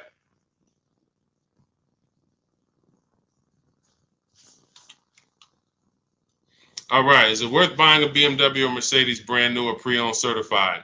That's a matter of budget. As long as you're going to keep the car 8 years, the only difference between a new or used purchase is budget. And if you can afford both, now it's about your values. Do you want a new car because you only buy a new car every 10 years and you're like, man, I'm going to treat myself, I could afford it? Or do you want a pre-owned car because you're like, hey, I want to treat myself, but I could also take a 2 or 3 year old one and I'll be just fine with that. Now, what I always say, if you're going to buy something close to new, 1 or 2 years old, you need to shop the new market first because you might overspend for a 1 or 2 year old vehicle because you don't know what the new market is for a brand new one. So, example, Kimberly saves $20,000 off her Maserati. Sean saves $20,000 off his F-150. Milligan saves $27,000 off her Mercedes-Benz. So when you look at these vehicles, and I show these deals, if you're on YouTube, if you're on YouTube, that's Melissa. If you're on YouTube or Facebook or Instagram, you can see these. You zoom in here, you can see she saved $27,000 off her Mercedes. And some of these vehicles, even with these leases, you'll see people have saved 10 grand, 7 grand. Now, let's take the more dramatic discounts over 10 grand. If you can save over 10 grand on a brand new vehicle, then that means when you go buy a 1-year-old one, what should you be saving? If I know that the new market is 10 grand off, then for a 1-year-old one, I'm looking for about 18 grand off. I'm not looking for 15 grand off. 5 more thousand, I'll get a brand new one. So I need to know what the new market is to know what the used market should be. Now, this is once you get to 3 years old, you don't need to do this because 3-year-old vehicles, there's a lot of options because there's only 2 ways dealers get most cars. They're going to buy them off their customers or buy them from auction, or they're going to buy them after the lease. So 3 ways. Buy them after the lease. Most leases are 3 years. They're going to buy them from their customers. Most people don't trade their cars in 2 years. Or they're going to buy them from auction. And most people are not getting rid of their cars in 1 or 2 years. So you don't have a lot of options to choose from. You have limited competition. And when you have limited competition, you have a high chance of overpaying. But if I shop the brand new market and I see, wait a minute, on this car, brand new, I could get $20,000 off. Now, some of you might say, wow, if I could afford, I'll just get a brand new one. If that's the market, because I didn't know that the discount was going to be that big. But once you see this, okay, I know I can't pay more than on a used one. See, somebody who would buy a 1-year-old F-150 Lightning, truck's normally 70,000, 73,000. So they might look at a 1-year-old one for 55 and be like, wow, that looks good. Thank you, Renovating with the Gene. They might look at it and be like, okay, wait, this is a 1-year-old vehicle and you asking 55,000 for it? That sounds good. Because it's brand new. How much is it brand new? Well, 73 brand new. Whoa, that's a big discount, man. All right, yeah, I ain't gonna even argue with you. Let me get that. Not realizing that the brand new market on that vehicle, the person saved $21,000. So 73, 63, 53. So literally the brand new market on that vehicle was lower than what you just paid for a 1-year-old vehicle. And what's going to happen when you go to resell that vehicle later? You're going to lose because you overpaid by thousands of dollars. So this is so important to understand. People overpay for used cars all the time for a variety of reasons. They don't know what it was originally. What was the original new car price? To even know they're getting a good deal on a used one. They don't know what the actual new car, again, this is for the 1 and 2 year people. You got options because somebody asked, hey, should I buy brand new or should I buy pre-owned? That means you probably have the money to afford both. So you might go out and buy a 1 or 2 year old pre-owned. But if you're like Milligan and you bought one of these electric ones, she saved $27,000. If you went in and you bought a 1-year-old one and you got 20 grand off, you might think you won. But she got 27,000 off a brand new one, which means if I saw 27,000 off a brand new one, for a 1-year-old one, I want 35 grand off. I want 38 grand off. The new market for this vehicle is very soft. So that means the 1-year-old market should be very soft. It's an extreme depreciation. Another reason why you don't buy these vehicles. Now, mind you, you know what I didn't mention? The people who paid for this vehicle and didn't get $27,000 off. It's people who are going to see this stream. Again, most of them will never say it. They have this same vehicle that Milligan has. Same $73,000 vehicle. They went in, they negotiated. They said, listen, all right, come on, man, make it 10 grand. 10 grand off. And they went home thinking, hey, honey, you're not going to believe this. Guess how much they took off the truck? How much? 10,000 off. They in there, oh, I won. See something like this? That's why you can't feel for the bottom. Negotiating and feeling for the bottom, wondering, all right, I think I'm at the bottom. That sounds good. You can't win. In fact, I've showed you multiple ways you can lose huge like that, and people are losing like that. You can't feel for the bottom. You don't know what we have as the dealers. You don't know what rebates I have. You don't know how many incentives I have. You don't know if the manufacturer sent us extra money because we got to move these vehicles. You don't know any of that. You come in and asking for the invoice. All right, invoice on a $73,000 car, 6.5% markup. All right, invoice is 57, and a good salesman's gonna fight you for invoice. They're not gonna just lay down and give you invoice, even if they sitting on 20,000 in rebates. A good salesman is fighting for every dollar of the commission. So you've been, hey, how they gonna fight? They got 20 more thousand. You telling me they got 20,000 in rebates and they gonna fight me for 1,000? Yes, because it's perception. If they take off $10,000 for you in a heartbeat, you might think, wow, you took off 10,000 a little too fast. This is how salespeople are trained. So I'm telling you, the people who believe it, they're going to win. If you listen to me, you're going to win. If you don't listen, you're going to keep losing. And when I say losing, I mean, show me your car deals. Show me your car deals. That's all I care about. Sean, I'm going to do it my way. Okay, show me your car deals. DM me. Sean, I did it my way. How this look? All right, would you bet me $1,000? I can't find a better deal than this. Would you take the bet? I'm looking at your deal. You did it your way. Yeah, I went in. I negotiated this thing. Okay. Would you bet me $1,000 that I can't find a better deal than this? Oh nah, man. I don't think I want to take that bet. I know you don't, because you don't have confidence that you actually got the below market deal. You might have got the best price from that one dealer. I don't doubt that. But that dealer is an 80% dealer, and his competition would blow this price away. But because you didn't talk to his competition, you never gave his competition an email, you never gave them an opportunity, you don't know that they would have beat this price by $3,000 or $5,000 or $10,000. That's what we do here. That's what Cars from Home is. That's why our system is called Cars from Home. All our deals, 90% of what we do is from home. 90%, and sometimes 100%. Only time we can't do 100% is if a dealer doesn't deliver or we're buying a used car. Used car, we must go to the dealer. We must test drive that. That's our last step in our process before we lock the deal up. We cannot, but we've had tons of people who never left their house. I have a couple of them on here. Delivered the car. Let's see, we got people on here. Leasing process went quick. Sent the email. Anyway, I could pull up a bunch of people who just did. That's simple, because dealers this is 2024. Like, people think Carvana is the only place that delivers cars. There's plenty of dealers, especially the 20%, that'll bring the car right to your doorstep. Look, about 5 days I walked out. Yeah.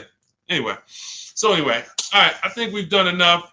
Look, everything that we've taught today is out of my new book, Cars from Home, 7 Steps to Saving Time, Money, and Avoiding Dealerships. It's a 7-step process that I've developed over 14 years in the car business to buy, lease cars, below market value in 90 minutes. This does not take a lot of time. This is the easiest way. You don't have to be a great negotiator. You will stay at home where your power is, where you can put dealers against each other, put banks against each other. Thank you so much, Renovating with James. And you can employ competition. The same way you shop for everything else, competition, you can bring that to your car deals. And that's the only way you're going to get below market deals. And that's the only way you're going to start to enjoy car shopping. When you're at home and tons of dealers and banks are actually competing for your business, you actually enjoy that. That's why when you see people like Teddy, who said that I will never lease another car any other way. Look, suppose it's a bit wordy. Look at Teddy. You got his BMW 2024 i4 M50, $73,000 vehicle. His best offer was $856 a month, which is a 1.16 lease. His highest offer was $1,123 a month from another dealer. His closest dealer, his local BMW dealer, was where was it? Look, the dealer closest to me was $986. His closest dealer that he probably drove by and saw the car and said, man, all right, I'm gonna work with them one day. $986 a month. He ends up paying $856, over $130 less than his local dealer. But he did it from home. And he said at the beginning, I will never, I repeat, never lease another vehicle any other way. Now, had he bought the car and got $10,000 off, he would have said, I will never buy a car any other way. The Cars from Home way is how you are in control, how you feel like the prize. And when that 20% dealer wins your business, you feel like you won. You know you won. So, all right, let me get out of here, y'all. Grab your copy as my welcome offer to you of Cars from Home, 7 steps to saving time, money, and avoiding dealerships. 30 minutes only. You can get it for 75% off, which so you won't pay the normal $97. In my TikTok bio, my Instagram bio, click the picture of me, the YouTube link, or the Facebook link, and grab your copy. As long as you get there before the 30 minutes is up, you got it for $24, and you'll have everything step by step. You don't have to remember any of the things we've spoken about over the last hour, 15 minutes. You don't have to remember them because you will have the blueprint step by step. Leasing step by step, buying step by step, selling leases, selling your cars. We never trade cars, getting out of negative equity. All in there, high mileage driving, everything in my 14 years of experience is in that book. All right, so I look forward to you guys using it. Make sure you send me your success stories. Write me emails when you make your deals. Let's continue to 30 minutes now. It's only available for 30. Now, it's available forever. $97 is the price. Normal price of the book is $97. But for 30 minutes, you can go to my TikTok bio and you can get your copy for $24, which is 75% off. All right. God bless you guys. I'll see you soon. And keep unlearning, keep relearning. Thank you. Thank you.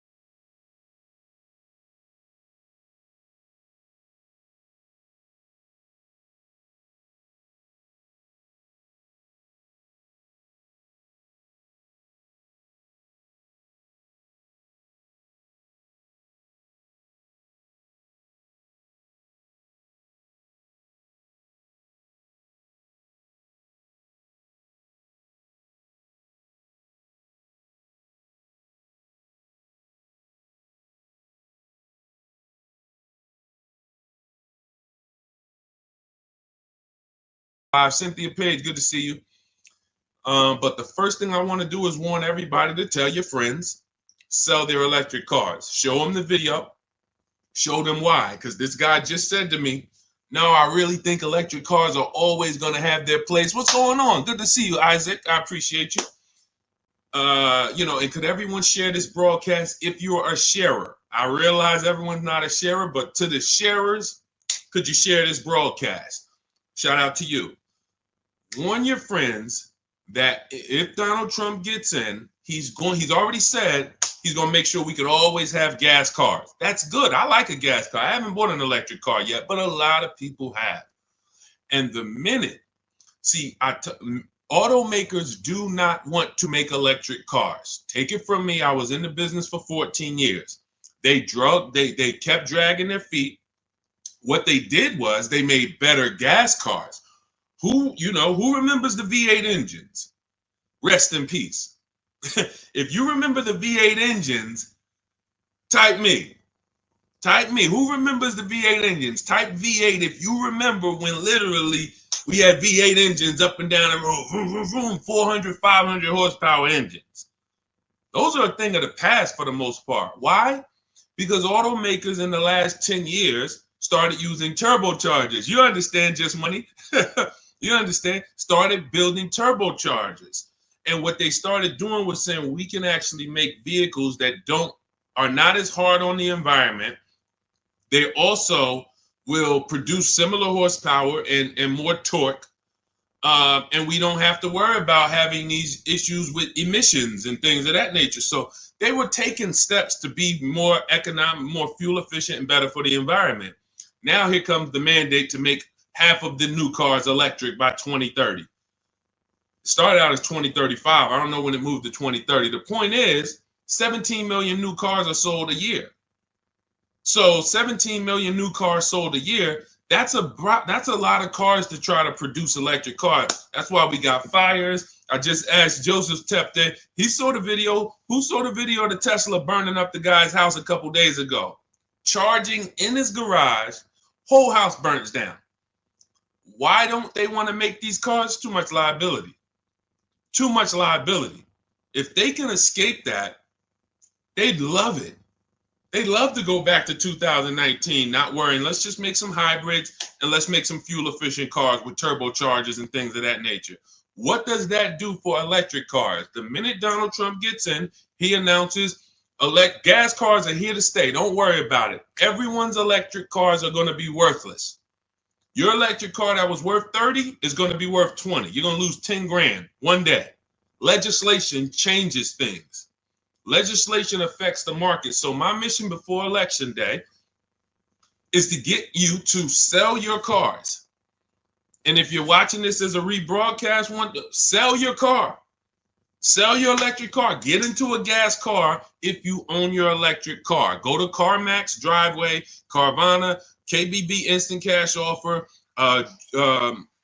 AutoNation, and Car Gurus. Get your 6 cash offers. Sell these cars. You won't be able to. You will not be able to. You're going to be so far underwater. The market's going to be so soft. It's already soft. Google Tesla depreciation. See, I don't want to tell you guys something. Keep typing your questions. We're going to get to the question, but this is a warning, and most people are not going to take it. Most people, just like when I warned people in 2022, do not go out and buy these overpriced cars. Learn to shop so that you're not buying used cars that are going to be worth half because they were selling them all through the pandemic. 80% of dealers were selling used cars that were just 10, 20 grand more than what they should have been selling for. I told them, don't buy these cars, shop around. Now what we got? Thousands of people around the country who are $20,000 upside down, can't get out. I realize though, but if I could help 10 people, if 10 people say, Deshone, you know what? My man told me, he sent me your video. I sold my Mach, whatever it is, Ford Mach. I got out of that thing right before. I'm glad. If we can help a couple people, God bless us. Sell your electric cars. You won't be able to very soon. And if you're going to keep them till the wheels fall off, then it doesn't matter. If you're going to keep it till the wheels fall off, it doesn't matter. But if you're planning on replacing this thing in 2, 3, 4 years, sell now, immediately. Get out of it right now. All right. Let's go. All right, we got a couple questions. We're live on Instagram, Facebook, YouTube, and TikTok. And, we'll be live for probably at least 45 minutes answering all types of questions. For those of you who don't know me, I'm known as Deshone, the auto advisor. I spent 14 years in the car business. Now what I do is show you how to make dealers bid for your business. Every dealer has a different price. All cars are cookie cutter. No matter how much you like a car, there's 100 of them in this country at minimum. Even the most rare cars, Bentleys, you have 20, 30 of them around the country that you can shop around so that you can see. But if you use online tools like the tactics I'm going to tell you in this live, you will save thousands of dollars. You'll get below market deals on leases, new cars, purchases very, very easily. Very easily. All right. So feel free to ask your questions. Let's get to it. I see we got a couple that came from TikTok. Dolan, you want to bring the first one up? All right, let's go. I drive a lot of miles. Is it worth it to get a leased vehicle? That's a great question. If you're a short-term person, if you're keeping your cars till the wheels fall off, no. If you drive 25,000 miles a year, but you're keeping that thing for 10 years, that's only 250,000 miles. You get a Honda, Toyota, there's several cars that will go 250,000 miles. No need to think about leasing. It's all up to if you're going to keep it 8+ years. You do not need to. Who keeps their cars on average more than 8 years? Type me. If you keep your and listen, some of you who are new here, you may not know how we do here. We use our keyboard. Listen, I know there's lives where you just sit back and you watch the person's telling jokes or just talking. We dialogue here because this is a finance channel, so we spend a time dialoguing. So stay close to your keyboard. That's how you're going to get the most out of what we're doing, and that's how you're going to save the thousands of dollars on your car. Okay, I see you, Alton. All right, I see you, Amanda. Okay, if you keep your car more than 8 years, Don't think about leasing. If someone in your house is keeping their car more than 8 years, they should not think about leasing. Doesn't matter how much they drive. Just get a quality vehicle, get a below market price, keep it long term. You're going to win. If you're not keeping it more than 8 years and you are putting high mileage on your car, you are losing more than anyone because your car is worth less depending on how much you drive. Let's just say you got a car that's worth 30,000 today. You drive average miles. Average miles. What's the car worth in a year? Throw some numbers out, y'all. Throw some numbers out. $30,000 car. You drive at average miles. What is it worth in a year? What does that car depreciate in a year? From 30,000 today, what is it worth next year? Throw a number out. Okay, Amanda, 19. That's fair. That's a little steep, but 18. Okay. Somebody said 10,000. Man, what kind of car you buy? Listen, that's how electric cars are about to depreciate. It's so funny. That's how electric cars are about to be. They're going to be worthless. The investment in the infrastructure isn't worth it. Okay, so now let's just say you have a $30,000 car. You drive it 40,000 miles in 1 year. 40,000 miles. Isn't it worth a whole lot less? Yes.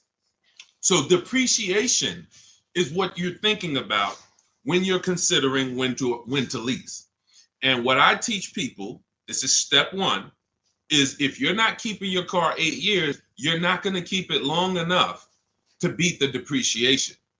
The depreciation is going to kill you. Now, cash buyers understand. All my cash buyers type dollar signs. Dollar signs. Cash buyers understand because they buy a vehicle. If they went to replace it in 3 years, they see what it's worth. They know what they put in. They know what they're getting back. And they're like, oh, this doesn't make sense. Payment buyers, they don't. Because all you really care about is payment. So they manipulate payments on you, stretch the loan out, 6-year loan, 7-year loan. You don't see how much you lost, and that's why you think you won. But in depreciation, cash buyers will always see how much their vehicle has depreciated. So how do we avoid it? Below market leases. In the short term, if you are not keeping your car long enough to let the depreciation cool off, then you should be shopping for a below market lease. Now, let me show you what a below market lease looks like because you may have never seen one.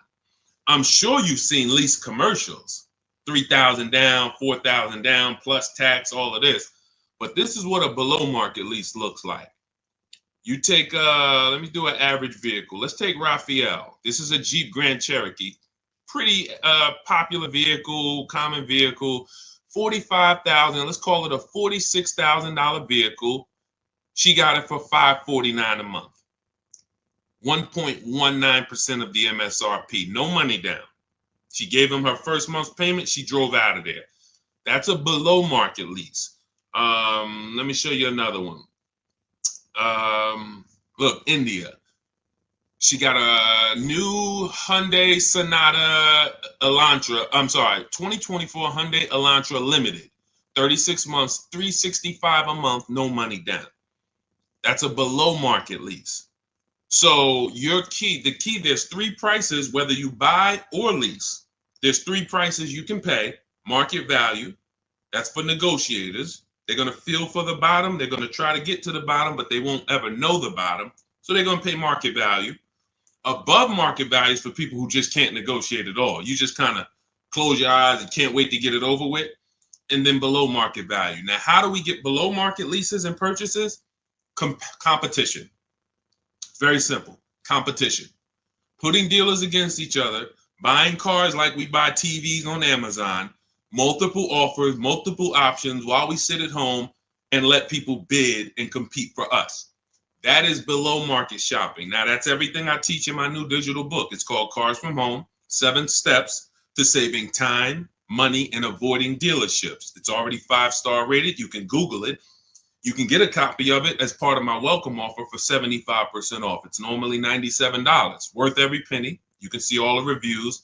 But if you get to my TikTok bio, my Instagram bio, the YouTube comments or the Facebook comments before 30 minutes is up, you can get yours for $24. That's 75% off. So you go activate your link, click the link in those bios or in the comments, and you can get a copy for 75% off. And you'll have everything I teach in a step-by-step way to getting these deals. But for sure, to just sum up your question and keep typing your questions, everyone, we'll get to as many as we can. If you're not keeping your car 8 years, you should be shopping for a below market lease, no matter how much you drive. Only caveat is if you're doing Uber or something where you can't predict your miles, the more miles you drive, the more money you made. That's a different structure. But it's just if you're in a sales job or you're a realtor, no question about it. Leasing is for people not keeping cars 8 years, as long as you get a below market lease. Go ahead, Dolan. Next question. I see y'all running up the likes on TikTok. Shout out to everybody double tapping the screen. Let's go. Every time you hear something you like, if y'all keep double tapping the screen, y'all keep running those likes up. We appreciate you. And, shout out to the people who really support the movement, not the people who check into the broadcast, the people who support the movement, the sharers, the new followers, the people who tag their friends, the people who double tap the screen, the people who hit the like button. Shout out to y'all. We couldn't do this without you. We appreciate you. Banana phone, 10,000 down, 725 credit. What car should I get? It's a lot of them out there, man. Pick one that you like.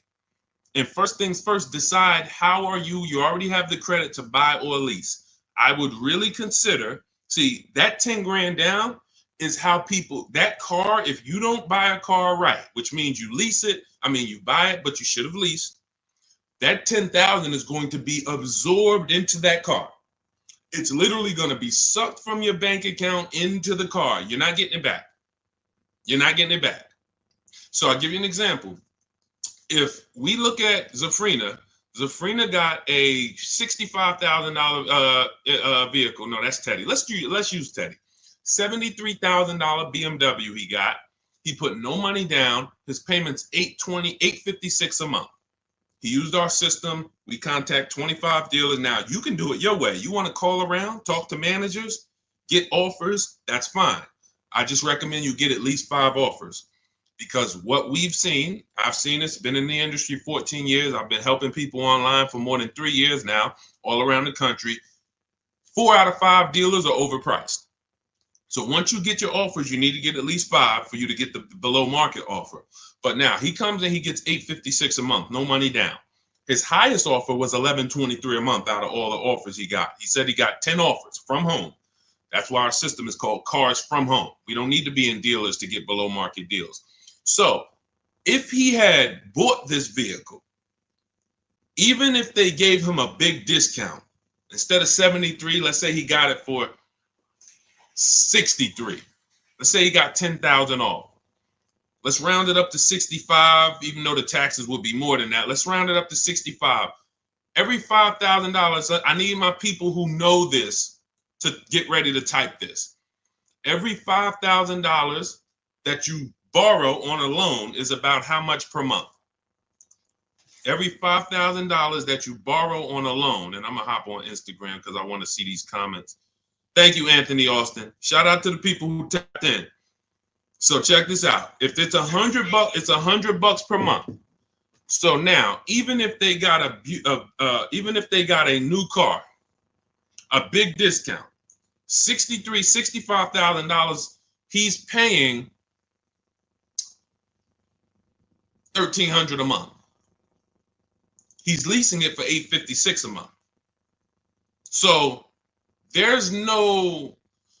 you can't make that make sense. There's a saying, it's taken off the last couple of years that math is not mathing. If I'm driving the same BMW as you and I'm paying $856, you're paying $1,300, you lost. Can we agree? Agree? Can we type agreed? If 2 people are driving the exact same car out the dealership, one's paying $856, no money down. One's paying $1,300, no money down. Can we agree to $1,300 loss? Can we agree? Agree, right? Okay, so this is deal structure. This is deal structure. Now, mind you, think of the scenario I just used. $73,000 vehicle. He got $10,000 off of it. That would be a good discount. I think anybody would feel good if that was the below market offer on a BMW, 10 grand off. I think anyone would feel good, man. I saved 10 grand off this thing, but you still lost. You're paying $1,300 a month for 5 years. This person paying $856 a month because you structured your deal incorrectly. You put it on the wrong foundation. Now, if you're going to keep the BMW till the wheels fall off, then buy it. Pay the $1,300, pay the thing off, and then you got a BMW that's paid off. You can keep it for 8, 9, 10 years. If that's the strategy, forget about leasing. But if you're not keeping it 8 years, you lost.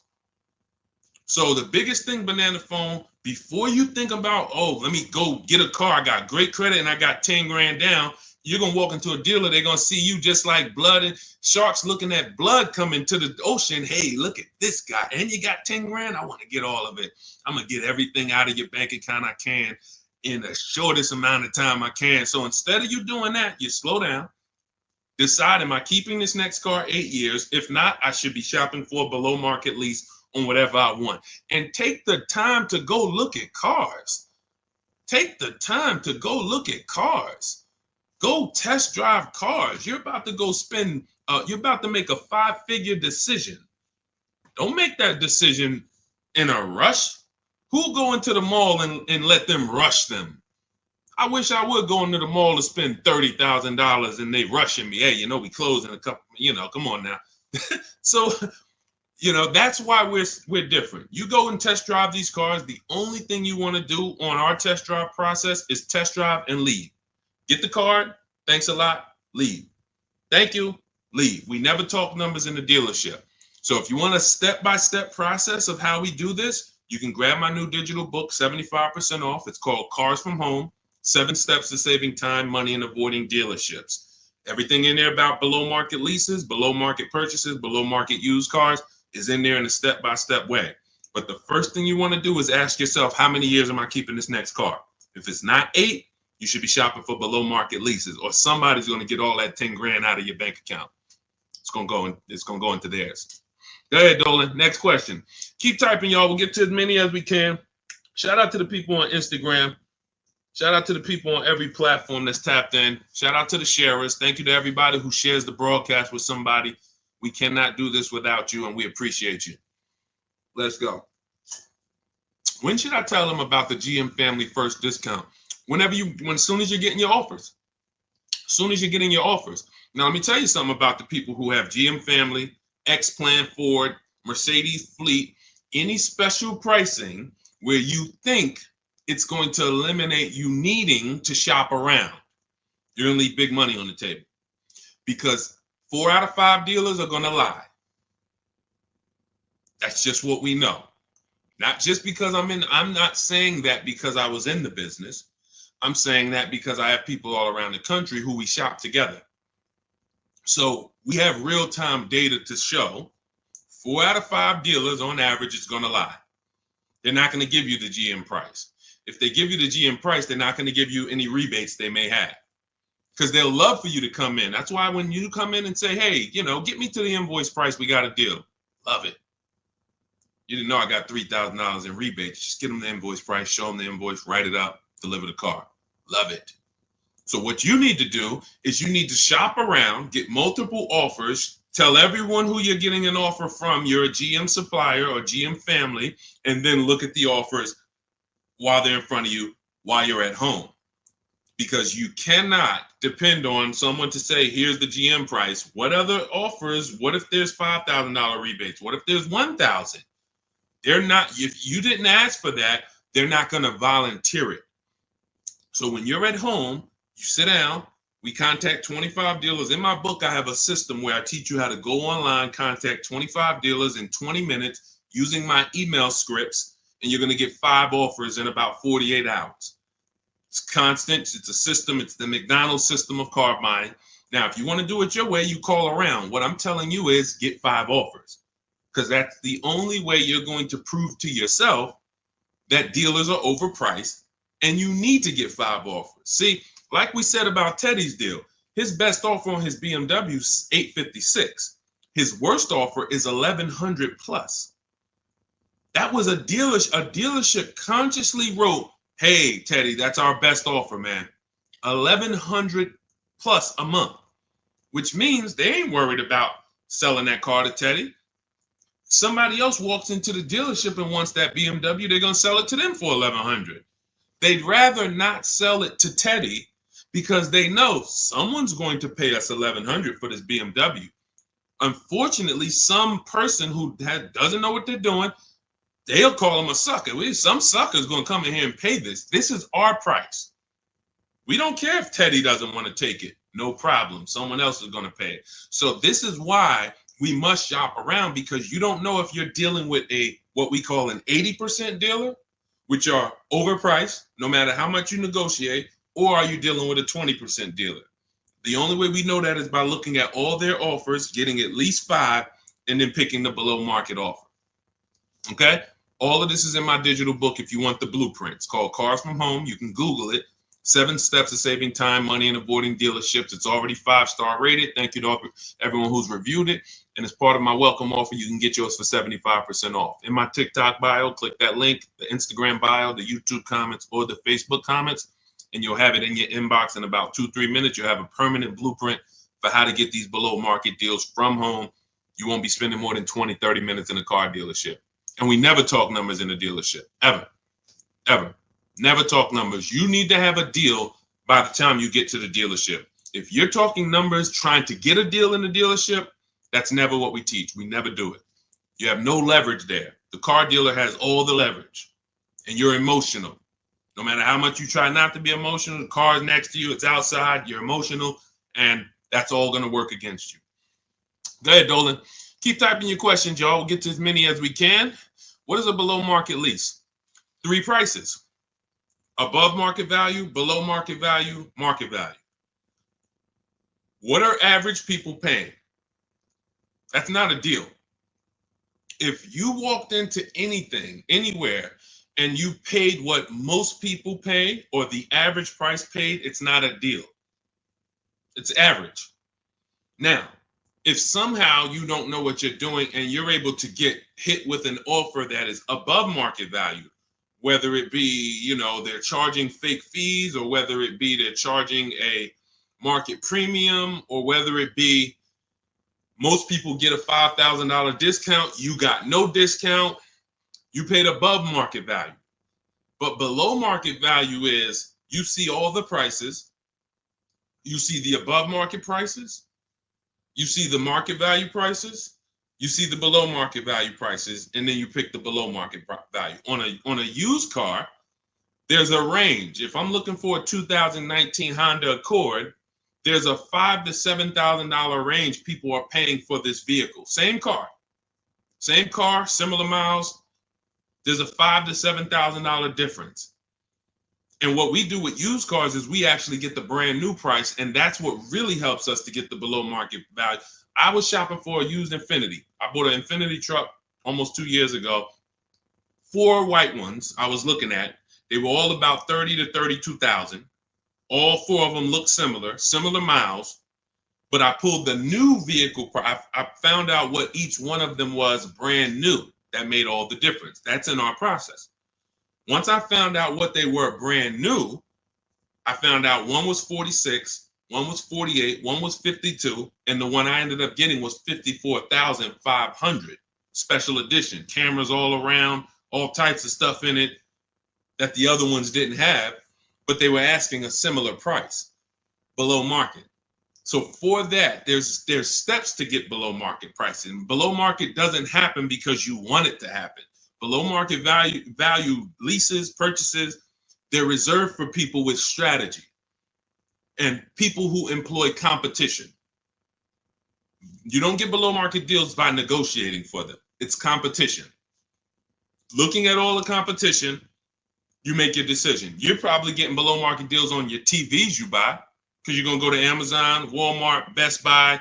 You're not going to, but don't you see, whenever we buy these TVs online, don't we see higher priced TVs? Right? Right? Who's bought a TV in the last couple years? Say last 5-7 years, since Amazon has been it's been bigger longer than that, but who's bought a TV? A lot of people, right? Like, okay, we got a lot of people who bought a TV. When you got your price, didn't you see other TVs that were $200, $300, $400, $500 more? Someone's buying them. Someone's buying them. You go into Walmart, you see TVs that are lined up that are a whole lot more. Man, these TVs overpriced. Someone's buying them. So that, especially with cars though. And that's why you have to prove to yourself what below market deals is by shopping the market. And, we feel we have the best system to do that because we've helped more people do it than anyone. There's no one who has an official system for putting dealers against each other and creating competition like what we do, the Cars from Home system, be it in my book, be it in my coaching program, depends on how you like to learn, but all that info is in my bio. For those who want to know about my coaching program, where you want videos and you want to work with me directly, you can go to shopwithdeshone.com or you can go to my bios there. I don't care how you do it. And I'm going to continually say this. I don't care if you don't do anything, if you don't do it my way. But if you call around and you get multiple offers and you want to talk to dealers, I don't care. My biggest thing is you pay below market value. That's all I care about. I'm just going to give you my options on if you want to do it my way without talking to dealers. Here you go. But the biggest thing is do it. Okay? Go ahead, Dolan. Shoot the next one up. Let's go. Keep typing your questions. EHH, good to see you. Bernie Watt, shout out to the people checking in on TikTok. I see you, Nans. Good to see you. Good to see you, Michelle, 423. High mileage driver, limousine service. Should I do a used car lease? Not really used car leases out there. You're going to see people have tried it. Lexus tried it. BMW tried it. But we can't employ competition because there's not a lot of options. You're going to find that in a lot of cases, used car leases can be, they're made up prices. It's tough. It's hard to know if you're overpaying. But if you do find one, it's worth considering. But again, I'm not going to make a deal without having other offers. So 99 times out of 100, leases are brand new cars. And I don't want to assume anyone knows that. So that's a good question. Leases are brand new cars. That's another benefit of leasing. You're driving brand new cars. You're the first owner. Brand new car smell you're getting every 3 years, and you're paying cents on the dollar compared to what people are paying to purchase them, as long as you're getting below market leases. So if you know how much you're going to drive, I will be leasing. If you know I'm going to drive 25,000 miles a year, I'm going to drive 20,000 miles a year, in most cases, then I would be leasing. Now, if you go below that, you could always sell the lease. I know some of you don't know about, most of you probably don't know you could sell leases. We've been doing it for 3-4 years. It's always been allowed. But, during the pandemic, I saw the opportunity for us to make thousands of dollars selling our leases. And made lots of videos about how to sell leases. And a lot of people came and sold their leases when the market was hot and high. And some people made $7,000, $10,000, $12,000, $15,000 selling their leases. So although values are not that high, we still do a check before we return our lease. So if you're under miles, or for those of you who you only drive 5,000 miles a year, the minimum lease might be 10. You're just going to sell that lease at the end and make money on it. So, this is all in my book. That's step 2. We call that the equity assessment. We never return a lease without doing an equity assessment to find out if the market value we could sell it for is actually higher than the payoff amount. So, but yeah, what I would do is I would spend the time considering, can I plan my mileage? Can I predict it? Now, let's say you can't. Let's say you're like, Deshone, you know what? Some years I'm going to do 20,000 miles. Some year I'll do 40. Then I wouldn't tell you to lease. I would tell you to make sure that your loan, I want you to forecast. See, with a depreciating asset, what the people who learn from me, you're learning to forecast. You must forecast with a depreciating asset because you lose in the short term. When you buy it, you lose. So if you went to buy a stock and they said the stock's going to drop in the short term, but in the long term, it'll come back. In the long term, it actually makes then picture you trying to buy them and flip them in 2, 3, 4 years. You're going to just lose money, lose money, lose money. That's what people do when they buy cars that they only plan to keep for 4, 5, 6 years. You're losing in the short term. The depreciation is killing you, and it's killing your finances. So now you forecast out. How long am I going to keep this car, this limousine? You might say, all right, 4 years, I'm going to turn it. Your loan shouldn't be more than that. You should always, and this is for Uber drivers, Turo drivers, people who can't predict their mileage, always plan to take a loan that by the time you go to replace the car's paid off. Because what a lot of you are doing is you're taking regular loans, like average people like us, 5-year, 6-year loans. But you're not an average person. You're running a business. When you take a 6-year loan as an Uber driver and you look up in 3 years and you have 120,000 miles on your car, now you're like, okay, I think I want to replace this next year. I'm going to get me a new one. Now you're going to have 150,000 miles. Problem is your loan is still $10, $12, $15,000 that you're going to owe. So you pushed your losses to the back. You looked at the monthly payment. If you'd have just took a 2-year shorter loan, 4-year loan instead, yeah, but the payment's going to be $700 instead of $500. Okay, $200 more a month, but 4 years, you have no negative equity. Not only do you not have negative equity, you got an asset that you could probably sell for $5,000, $6,000. Instead of, oh man, all right, yeah, my payment was $200 a month less, but then when I go to replace the car, I got 15,000 negative equity. So you're jumping over dollars to keep the pennies. That's what you're doing. So your loan should match the time where you're going to replace your inventory. Okay? Good rule of thumb. Go ahead, Dolan. Next question. Carla, thank you for sharing. I see you. Shout out to the sharers. Shout out to everybody running the likes up on TikTok. Appreciate y'all. It's just good. I just want to show my appreciation to the people who help move this broadcast forward and help us spread this message. We can't do it without you. That's all I want to just say. Go ahead. Matthew Williams, when buying a vehicle, is your credit score taking a hit? And how often are they checking your credit? So we teach something called the bank bidding war. In my book, when you get my book, you get the bank bidding war blueprint because I haven't added it to my book yet. I see you, Pool73 on Instagram. We got you. Make sure you pull Pool's question in. Dolan, shout out to the people on Instagram. When buying a vehicle, is your credit score taking a hit, and how often are they checking your credit? We use something called the bank bidding war. The credit bureaus allow you to actually have multiple banks and credit unions access your credit with a hard pull within a small window of time. 14 to 45 days is what they say. You can Google this and you can prove it to yourself. Now, we don't even want to play with 14 days because I like the idea of making sure if you give me a minimum of 14 days, let's do it in 2 days. Now, they're going to allow you to have multiple people access your credit because they consider that rate shopping. If you're going to get a loan, rate shopping is, I'm going to give Bank of America a chance, credit unions a chance, I'm going to give the dealers, banks a chance, but it has to be within a small period of time. And you cannot go from this dealer, here, run my credit, and then go to this dealer, run my credit. That's not rate shopping. That's car shopping. This dealer here is running your credit, that dealer's running your credit, you're going to get banged out. So what we do is we don't let anyone run our credit until after we've already found the car. See, because the banks don't want you shopping. And my goal is to get you to understand the banks are not your friend. You may think the bank, oh, this is my bank, I've been working with them. Listen, they're not your friend. If they weren't making money on you, they wouldn't be doing business with you.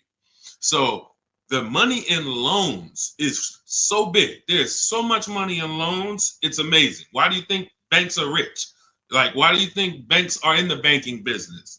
They don't sell cars, they sell money. So what you want to do is realize that if banks don't want me to shop around, what are they going to start doing to keep me from shopping around? Well, they're going to give me a hard credit pull to get a pre-approval. Who's seen that? Hard credit pull to get a pre-approval. Stay by your keyboard, y'all. Remember, new people, we dialogue here. This is what we do. So you got to stay by your keyboard if you want to get the most out of what we do here. Hard credit pull, pre-approval, it's trash. Because now they've actually pulled your credit with a hard pull. The minute they pull your credit, they start the window of the rate shopping window is open. So that means you only have a certain period of time to have anyone else access your credit before that window closes. And those hard, that, if your credit score is going to drop 10 points for that hard credit pull or 8 points, whatever it is, If you do it again outside of that window, it's going to drop again. So we don't ever do hard credit pulls for pre-approvals. We always need to get a pre-approval with a soft credit pull if it's available. If not, then we use a tool. In my book, I have a calculator I created. It's called the Perfect Budget Calculator. By the way, in that book, I have 5 calculators I created. You can't find them on Google. That alone is worth the price of the book. Different calculators. We counter dealerships with. We buy used cars. You get to a part and you're like, wow, I've never seen a calculator like this. Yeah, because we invented it. So we use the Perfect Budget Calculator. We take the average rate in the market and we budget. The budgeting tool actually tells you exactly what you can spend on a car, gives you multiple goals, so you're always below your maximum, and then you go shop. Because the only purpose for a pre-approval is budgeting. That's it. Just like, you know, we got homeowners on here, right? You own a home? You own a home? Type yes. Homeowner. The only purpose for the pre-qualification is to see what you can afford, right? That's all we need the pre-approval for. So that's why I created the Perfect Budget Calculator, so that you can actually use it. It creates the budget and then you move. I see you, AdWash. Yeah, that's the purpose. So we don't need the loan until we find the car. Just like with the house, I don't need the loan until I find the house. What I need is a pre-approval or a pre-qualification so I can budget. Then I go shop. Once we find the house, or find the car rather, that's when we now come home, we bring that paperwork home, and we let all these banks and credit unions bid, and we compete and let them compete. This person's going to give you 7%. This person's going to give you 5.9%. This person's going to give you 9%. And all of these people are going to compete, and then we let the dealers compete, and we see who wins. We never pick anyone to do our business with until they win a bid. That is the Cars from Home system. Whenever we are buying, that's how we guarantee below market offers, because someone won the bid. You were competing against all these people to get my business, and you won.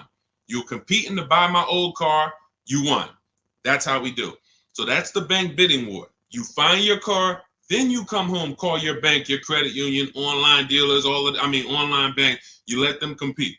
So when you get my book, you get the bank bidding war blueprint. If you want me to spell this out step by step for you, where those of you who are financing, you'll have 3 rounds of the bank bidding war blueprint. The bank bidding war to make banks compete at various stages, because there's a lot of money and interest. So this is all in my new digital book, Cars from Home, 7 Steps to Saving Time, Money, and Avoiding Dealerships. It's normally $97, but you can get yours for 75% off as part of my welcome offer for 30 minutes only. Go to my TikTok bio, Instagram bio, YouTube comments, or Facebook comments. Click those links.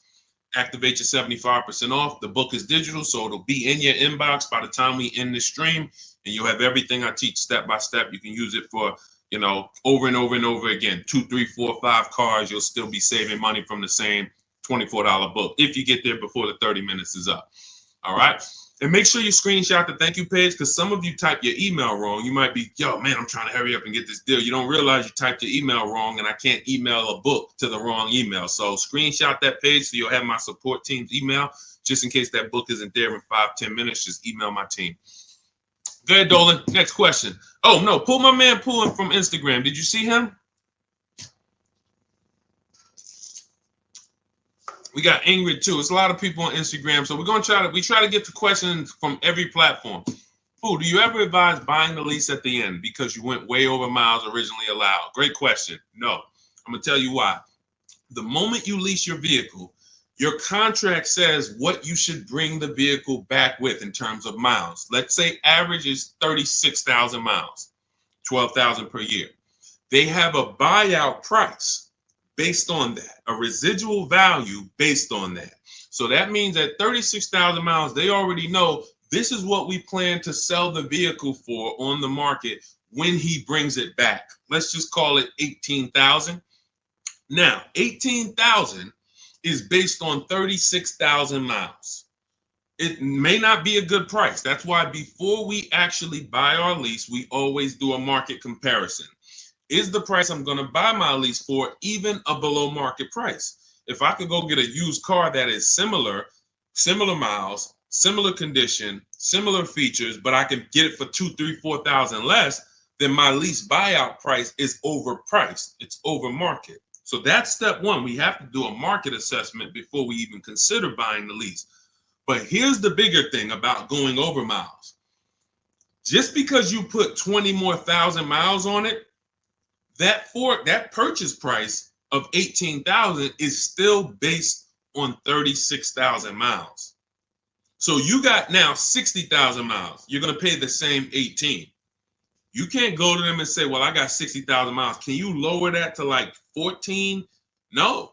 So you're taking what in most cases is an already overpriced offer, and you actually are buying it on a worse offer because the mileage you're on, if you looked at, again, taking it back to the market comparison that I explained 2 minutes ago, if you looked at what are vehicles like this with the mileage I have selling for, I put 60,000 miles on it. You look around and you're like, whoa, those things are selling for 5,000 less than my buyout. That means the moment you buy that car at the buyout price that's on that contract, you literally lost $5,000 right there because you overpaid for it. So the solution is take the penalty. It was your fault. Now, what do I mean it was your fault? You choose your lease mileage. It's not selected for you. If you need 12, you choose 12. If you need 15,000 miles a year, you need 15,000. You take somebody like Jen. Jen's up on the screen right now. She got her Honda CR-V hybrid. $512 a month. She got a below market lease on this. This is one of the most popular hybrid vehicles in the market. $512 a month, no money down. She adjusted it from 12,000 miles a year to 18,000 miles a year. So she's paying $563 a month, $50 more, but she gets to drive as much as she needs to. She's driving 18,000 miles a year for $50 more per month. So a lot of people who you'll hear talk about their lease experience and tell you don't lease, they took the 512. They would look at the lower payment, never adjust it to what they need, and then they end up telling you don't lease because I got a bill for the mileage. No, you got a bill for the mileage because you signed a contract. You said in that contract, I'm going to use this. You had the option at the time of signing the contract to choose more mileage, but you didn't. And then you went over the mileage you drove. So therefore you paid for that. So I would always take the penalty. You can actually do a deal where you actually shop for a car, and the best offer you find, you can actually have them cut a check to the old company. So let's just say I had a $3,000 bill coming, a $3,000 mileage penalty bill coming. I find a car like, let's say I'm shopping like Zafrina. Let's take Ansley. Ansley right here. He got a $58,000 lease on a 2024 QX60. $554 a month. So that's what we call an under 1% lease. You're driving a almost $60,000 vehicle. You're paying $554 a month, no money down. So let's say I got a $3,000 mileage bill. If I'm Ansley, I'm gonna shop, get my best offer, and then I'm gonna say, hey guys, I need you to cut a $3,000 check to my old leasing company, because I don't want to pay that mileage. Now, what's going to happen is my payment is going to go up because they need to build that into the sales price, but I don't need to come out of pocket with it. I don't need to come out of pocket with it. Now, if you could come out of pocket with it and write it, some of you could actually do a payment plan if you want to do that. That's fine too. But I'm talking to the people who you're like, all right, I don't necessarily want to come out of pocket with the penalty that I'm going to get for the mileage. So therefore, let me actually go and make a deal. So you could do a payment plan for the penalty, or you could just have the dealer you're going to buy from cut a check to the old company, to the old bank on your behalf. They'll build that into the sales price, but you shop for your best deal first. Before you do any of this, you always shop for your best deal, identify the 20% dealer, and then work with that dealer on structuring, hey, how much would it cost me to just have you? How much would it raise my payment for you to cut the check to them? Okay. And also, we do an equity assessment, Pooh. Step 2 in my book. Call your leasing company, find out what your payoff is. Go to our 6 sites, not our 6 sites. Go to these 6 sites we get offers from: Carvana, Driveway, Kelly's Blue Book, Instant Cash, CarMax, Car Gurus and Auto Nation, maybe you can sell the car and come out with a lower penalty based on selling the car. Because if you sell the lease, there's no penalty. So, but you know, if you could sell it for 20, but you owe 21, then you just cover the difference and you pay the 1,000. So again, this is how we work with people. There's a reason people work with me. I'm not just a regular guy, and thank God I spent a lot of time learning this business, and I spent a lot of time in dealerships people can't work at. That's really the fact. A lot of the dealers, when I went to Mercedes, Ray Catena, if I hadn't worked at Ray Catena, I wouldn't know this. I went from being a GM salesman to Ray Catena said, listen, if you're going to work here, you know, we don't have finance managers. You're going to be the finance manager. You're going to have to get the customers approved. You're going to have to understand the rates residuals. This is stuff I didn't do at GM. And so I thank God that was a blessing for me to start my career with Mercedes at Ray Catena. Yankee Stadium, top 3 dealers in the country. You know, so when car salesmen hear me talk, it's like they don't understand it. And I get it. They're not trained the way I was trained. They didn't work where I worked. They were trained to just go get the numbers from the manager. That's why I could explain this from a financial standpoint. And this is what we do. So if you want to understand more about, you know, you want the step-by-step blueprint, grab Cars from Home, 7 Steps to Saving Time, Money, and Avoiding Dealerships. That's my new digital book, 5-star rated. You can get it for 75% off. It's normally $97, worth every penny. But as my welcome offer to you, you can get it for $24, 75% off if you get to my TikTok bio, Instagram bio, YouTube comments, or Facebook comments before 30 minutes is up. Once 30 minutes is up, price goes back to $97. Welcome offer is gone, and it's still worth it. If I miss the welcome offer, I'd still be grabbing it because, again, the $24, the $97, the thousands you're going to save on this, the first car, avoiding mistakes and getting below market deals, you'll 10x. Minimum, you'll 10x what you invest in the book. Minimum. It's not even a question. All right. And let's go, Dolan. Keep it going. Great questions today. I'm really liking this. If you're getting value out of the stream, y'all type some dollar signs. You're getting value out of what we're doing. What's up, Leo? What's up, Rick? Shout out to the people tapping in on TikTok. Shout out to the people running the likes up. Y'all keep running the likes up. Every time y'all run the likes up, y'all let TikTok know that we're talking business over here and that they need to get more people over here. So every time you tap the screen, some of you like, how do we run the likes up, Deshone? Just double tap the screen. Just double tap the screen.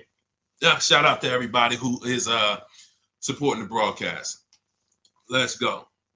Go ahead. All right, and you know what? And I usually look, and here's the thing. I'm going to tell y'all this, and I just thought of this. I'm going to give and prioritize answering questions from the platforms that are the most engaged. Because I see we got people on every platform, YouTube, Facebook, Instagram, TikTok. People not engaged and they not, look, I see a lot of people on Instagram commenting, liking, sharing. I see a lot of people here. Dolan, when we see the question, when we see people engaged, because people be sitting back on the, you know, playing video games and got us on the same time. We got to give our attention to the people who like, yo, let's go. We over here. Thank you, Big Mike. Shout out to the sheriffs. I see you on TikTok. Go ahead, Dolan. All right, here we go. When you lease, can you only deal with that dealership? Well, we never lease without a dealer winning the bid. So I want you to think about it like this. Whatever car you choose and you want to lease, that dealer, that car is all around the country, sprinkled all around the country. That dealer might have more than one, but in the state alone, there might be 10, 15, depends on the car. Now, when you look at the car, do you have to realize it's like when you go into the store and you're looking at spaghetti sauce. You go in the ShopRite, spaghetti sauce is $4.99. You go into Pathmark, it might be $6.99. You go into Stop and Shop, it might be $5.99. The exact same brand, same product, but it's a different price. You go on Walmart.com, you see it's on sale today for $2.99. Different prices at different places. So you don't have to service from there. Whoever wins your bid to buy your car, you don't need to service from there. You literally can buy from who wins the bid. You service from where it's the most convenient. If a dealer an hour away won the bid, that's who you buy from. But that you could service right up the road. Okay, I don't know if that was the question you're asking. If you want to ask a follow-up, Ingrid, feel free to ask a follow-up. Go ahead, Dolan. I see you. She's like, I'm paying attention. Car Merch Corner. Is it a good deal for $13,000 off an MC20 special? I can show you better than I can tell you. Let's just say, right, Sean's thinking like you. Sean's like, man, I got this dealer offering $13,000 off. That sounds good. Well, let's look at his F-150 Lightning XLT. He ended up getting over $20,000 off, almost 21. Had he took 13 from one dealer, he would have been leaving $8,000 on the table. He would have overpaid by $8,000. And this is why I say negotiators pay market value. Because I'm sure you negotiated for that $13,000 off. I'm sure you didn't walk in and just say, hey, give me a price, and they gave you $13,000. You probably spent time, energy, and money to get that $13,000 off. But if Kimberly had done what you did on her Maserati, her $86,000 Maserati, she would say, oh, $13,000 off. That sounds good. That just sounds good. Then she wouldn't have got her $20,700 off. Now, how do we know these are the below market deals? How do we know that $20,000 on Kimberly and Sean's deal was the below market deals? And it was. How do we know it wasn't more money? Like Milligan. Milligan got, using our system, all of these people used our system, but Milligan got one of the biggest discounts I've ever seen. She bought a Mercedes EQE, $27,000 off. You got to zoom in, and I'm gonna, snip this different and zoom in on it. You can see the lines here with the yellow $79,000 vehicle. She ends up getting it for $51,000 after all the discounts and rebates. So how do we know that they were below market? They had all these other offers. That's the key. Kimberly knew this $20,700 off is the best because I have 7 offers higher than this. Different dealers, a lot higher than this.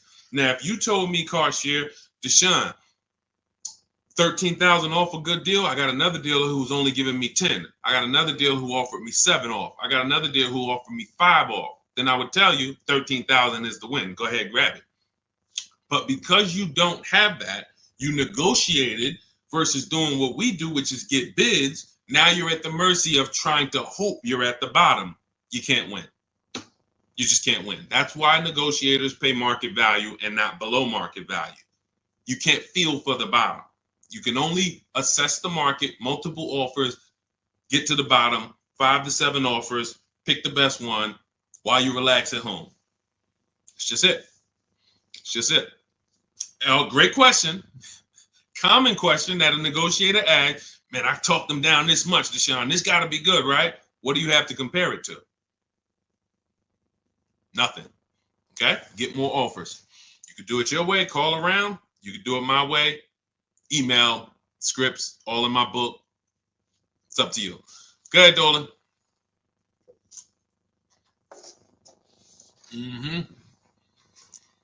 When over on mileage, does it make more sense to sell to a place like CarMax? I'm already over, so at this point, it's pay $7,000 or sell to someone else and have a $2,000 difference. My first lease, hard lesson. Great. See, I want to read this question again because see, I'm proud of you for even asking this question and coming at this the way you're coming at it, because that's what you do. When over on mileage, doesn't it make sense to sell to a place like CarMax? I'm already over miles at this point. It's pay $7,000. So if I return the lease now, I got a 7,000 mileage bill coming to me, or sell to someone else and pay the difference. In my book, I teach you how, when you have these types of penalties, or in this case, or in other people's cases, negative equity, you want to sell and pay the difference, because that's going to lead to the lowest amount coming out of pocket. So yeah, if you drop off your lease and they bill you $7,000, but you could have just sold it to CarMax and paid the $2,000 difference, way better way to go. And then, next time, let me get the mileage I need so that I don't have to deal with this again. But for getting out of it, 100%. All day long, I would sell to the highest bidder. That's going to give us the lowest amount of penalty, and then pay the difference and then do a fresh deal. That's it. Way to go. Way to go. That's called See, it's times where I was in Mercedes, right? And I had to sit down with a client and tell him, there's no way for you to escape the bullet. You're going to bite a bullet because the damage is done. The decision was made. Now what we're doing is trying to see what option allows us to have the least out of pocket, the lowest, the smallest bullet to bite. We got to bite a bullet. But $7,000 coming as a bill, that's a big bullet. $7,000 bill that you owe, big bullet. $2,000 to CarMax coming out your bank account, $2,000, small bullet. So the key with these situations is seeing what's the smallest bullet and knowing all the options so that you don't just say, well, I'm over. See, because watch this. Some people would buy that car. And what they would do is they would buy that car, pay, I mentioned this probably about 10 minutes ago, pay the normal buyout price, but except they over miles by, probably 40,000 miles. So a car that should have been 12,000, they buy it for 20, and now they're invested in that car. Financing those losses is horrible. That's a huge bullet. So there's all types of bullets, and what you need to know, and you already know this, but what anyone outside of you needs to understand is, when I got myself in these situations, I need to know every single option for getting out of it. Because if I could have paid $2,000, but I paid $7,000, or I paid $8,000 and financed it, that's just ignorance. That doesn't mean I'm stupid. There's a difference between being stupid and ignorant. Ignorant means I just didn't know. I was not aware, and it cost me. Now, Dave Ramsey calls it a stupid tax. I don't call it stupid. I call it you just didn't know. That's ignorance. That's why I make it my business to tell you all the options. In my book, I lay out all the options. And if you choose the wrong one or do the wrong thing, having all the information, now that's no longer ignorance. So great question. Great question. Go ahead, Dolan. Keep typing your questions. I see you, Shake Wash. Thank you. And it's Mercedes to my husband. Yep. I just said, you do private consultation. Shake Wash. We don't do private consultations. We have two things we do now. We have a do-it-yourself program. That's my book. This is great for do-it-yourself people who, Deshone, give me the blueprint. Give me all the steps. I will follow them to get the result.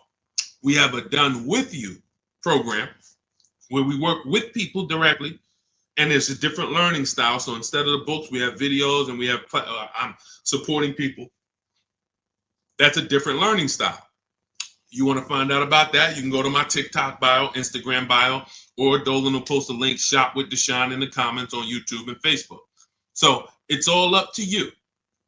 In the future, we're working on it right now. We tested it twice. We will launch a done for you program.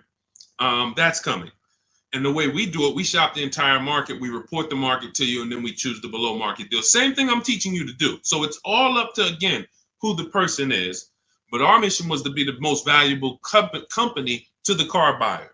So what we do is we take any style, and our mission is to put solutions out there so that anyone can get to, what they need to get to. So no one has an excuse. If Cars From Home is offering every single way, from an inexpensive way, do it yourself, to a little more of an investment, but it's supported because I don't care, because I know I'm going to save money, and the people around me know working with me, you're saving money.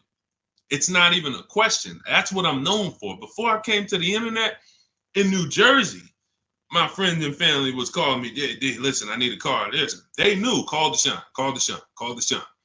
Once I came to the internet, it's like, yo, I don't do that no more, family. Like, I love you, but I'm teaching people. I need thousands of people to know this information. So a couple friends and family said, all right, D, where do I go? What do I sign up for? All right, give me the book. So it's, so the mission is not changed. It's just now we have to help more people. So, but yeah, I mean, there's no one attached to me who knows me who would be like, yo, knowing Deshone hasn't saved me $10, $15, $20,000 just knowing him when it comes to this car stuff. That's what I hold myself accountable to. All right, go ahead, Dolan. Jason Simmons, should I pay for taxes up front on my lease or have it wrapped into the lease payment? I would always shop for a lease with no money down. We shop with only, this is the structure we use when we shop. First month's payment only, out of pocket. because with a lease, you pay at the beginning of the month. So when you see these people, India, when you see these people, Zafrina, Ansley, they all are, when they say no money down, they're paying their first month's payment and then they drive off. If we can get a deal, between 1%, and a lot of these deals are under 1%. Some of ththese people got 0.88%. Zafrina on her Jeep, she got a 0.88% lease, $65,000 vehicle. So what our goal is, under 1.5% is the best offer after, because the lease programs change. So sometimes it's super, very, very hot vehicles, and the lease programs don't have much support. So your best offer is going to be 1.4. You're going to see other vehicles 1.5, 1.6, 1.7. You're going to see other offers, that are a lot higher, but the best dealer might come in at 1.4. Okay, if you really like that vehicle, then I would take it. There's a lot of other vehicles that offer more value to lease, because as you can see, if there's, Charles got a Palisade, very, very hot vehicle. He got as a 1.25, I believe, 1.23, $48,000 vehicle, $597. That's a hot vehicle. Palisade has been hot. Kia Telluride has been hot. So to pay 1.4, 1.5, you have to really, really want that vehicle. But that's the cap. So if we find a vehicle, as long as it's under 1.5, it's good value. It's a deal. Lower the better. But down payment comes to affordability. That's all that matters when it comes to down payment. That's all. If you look and you say, all right, I shopped all my offers, I can see right. Let's just go back to Charles. Let's use Charles for an example on his Palisade. Let's say you're Charles. You use our system, you get all your offers, you see that your payment is $597 a month for this Palisade, $48,000, no money down. You might say, all right, I really want my payment to be, you already know this is a deal. It's already a deal. I could do no money down, but I want my payment to be really $500. All right, I'm gonna put money down and get it to $5. That's when you put money down. That's how you put money down. Money down is never buying your deal. And for too many of you, money down buys your deal, which is not a deal. You think, well, what's the payment if I put this down? You're not looking and basing it off of, man, I got a below market price. You're trying to buy your way into the deal. That's why when a car salesman talks to you, what's one of the first questions they ask you? When you look at a car, right? One of the first questions that they're going to ask you is what? Once you pick a car out, what are they going to ask you? Let's give everybody some time to type. What are they going to ask you? Thanks, AJID. I see you. Thanks, Big Mike. Shout out to the sharers on TikTok. And you know what? I might do this. We might prioritize people that share on TikTok. If you share and then you ask your question, you get first priority. Let me know if we can manage that, Dolan. Because I want to reward the people that share. Like, I want to reward the people that share. Good. Yes, how much you putting down? Now watch this. How much do you want your monthly payment to be? Yes, good one, Shake Wash. That's the related question because the car salesman wants to see, are you a payment shopper? Am I talking to a payment shopper? A payment shopper is trying to get to a certain payment. They're not concerned with how much the car costs. You could overcharge me for the car. That doesn't matter. Get me to my payment. That's why being a payment shopper is a dangerous way to move. That's why the way we shop no money down because it allows you to see what you're truly paying for the car. So now when we consider that there are going to be people who want us to get into monthly payments, now they're trying to get us to realize, well, you got a deal because I got you to your payment. No, you didn't. The deal is, did you pay market value, below market value, or above market value, regardless of the payment? If somebody went into a Bentley dealer, if we got a bunch of prices on Bentleys, all of us just got a bunch of prices on Bentleys, and we got a $200,000 Bentley, and they took off $100,000, $50,000 off. 50% off. We'd all be looking like, wow, okay, out of all these offers, that deal, this is it right here. The payment's gonna be $3,000 a month. The payment has nothing to do with whether it's a deal or not. So when we look at putting money down, it is only for our affordability. The deal process of getting a deal has nothing to do with the process of monthly payment association. Nothing to do with it. We need to find the dealer who's going to sell us the car for the lowest amount of money. If I'm buying a pre-owned car out of a 100-mile radius, what dealer is going to sell me the best pre-owned car for the lowest price on the market?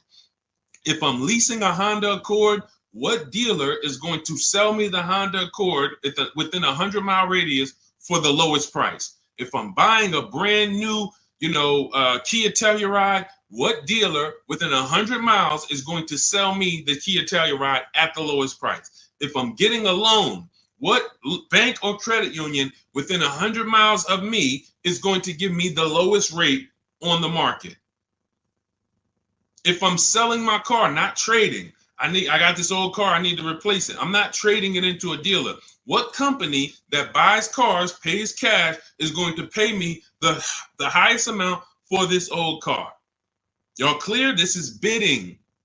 We have a bidding system. That's what Cars from Home is. So if you want to know all of this, you want the entire blueprint, everything that Jafrina and Teddy and Jen and all these people I've showed, Raphael, during the stream have used to get to their below market deals, you want to grab your copy of Cars from Home, my new digital book, 7 Steps to Saving Time, Money, and Avoiding Dealerships. It's normally $97, but my welcome offer to you for the next 30 minutes, 75% off. You can get your copy for $24 if you get to my TikTok bio, my Instagram bio, the YouTube comments, or the Facebook comments before 30 minutes is up. You'll pay $24. Make sure when you get your book, you screenshot the thank you page. The book is on the thank you page. You'll see a link that says open the book below, and I also email you a copy. But sometimes you're just moving too fast. You type your email wrong. We can't email a book to an incorrect email. So if that book isn't in your email in 5-10 minutes, I want you to email my support team so they can get your book to you, and you'll have these strategies for the rest of your life. And shout out to everyone who's reviewed the book. Use it. Make sure you email me your deals when you make them. Send me send me the list. Hey, D, look at what I got, man. I got all these offers. Look, man, and I know you did it when you say, hey, I did it. 90% was from the house. Soon as I know the people who use it, because the minute I've seen people who say, man, I went in the dealership, I used all your stuff, and I got this deal. No, you didn't. Sorry, somewhere along the lines you missed it. You might have been trying to go off my social media videos, but you didn't use our system because we're not making deals in the dealership. When I see people that say, yeah, man, the dealer 45 minutes away, I had to drive to get this. There you go. You use the system. When they say, yeah, I did this all from home, they even delivered the car to me. Yeah, you use the system. And you say, man, I looked at 17 used cars. I narrowed it down, and this one had this original price. Yeah, you use the system. It's stuff I hear that I could tell when people use the system. So go grab your copy. Shout out to everybody who checked in. We'll see you on another stream. Keep on learning so that you can relearn. God bless.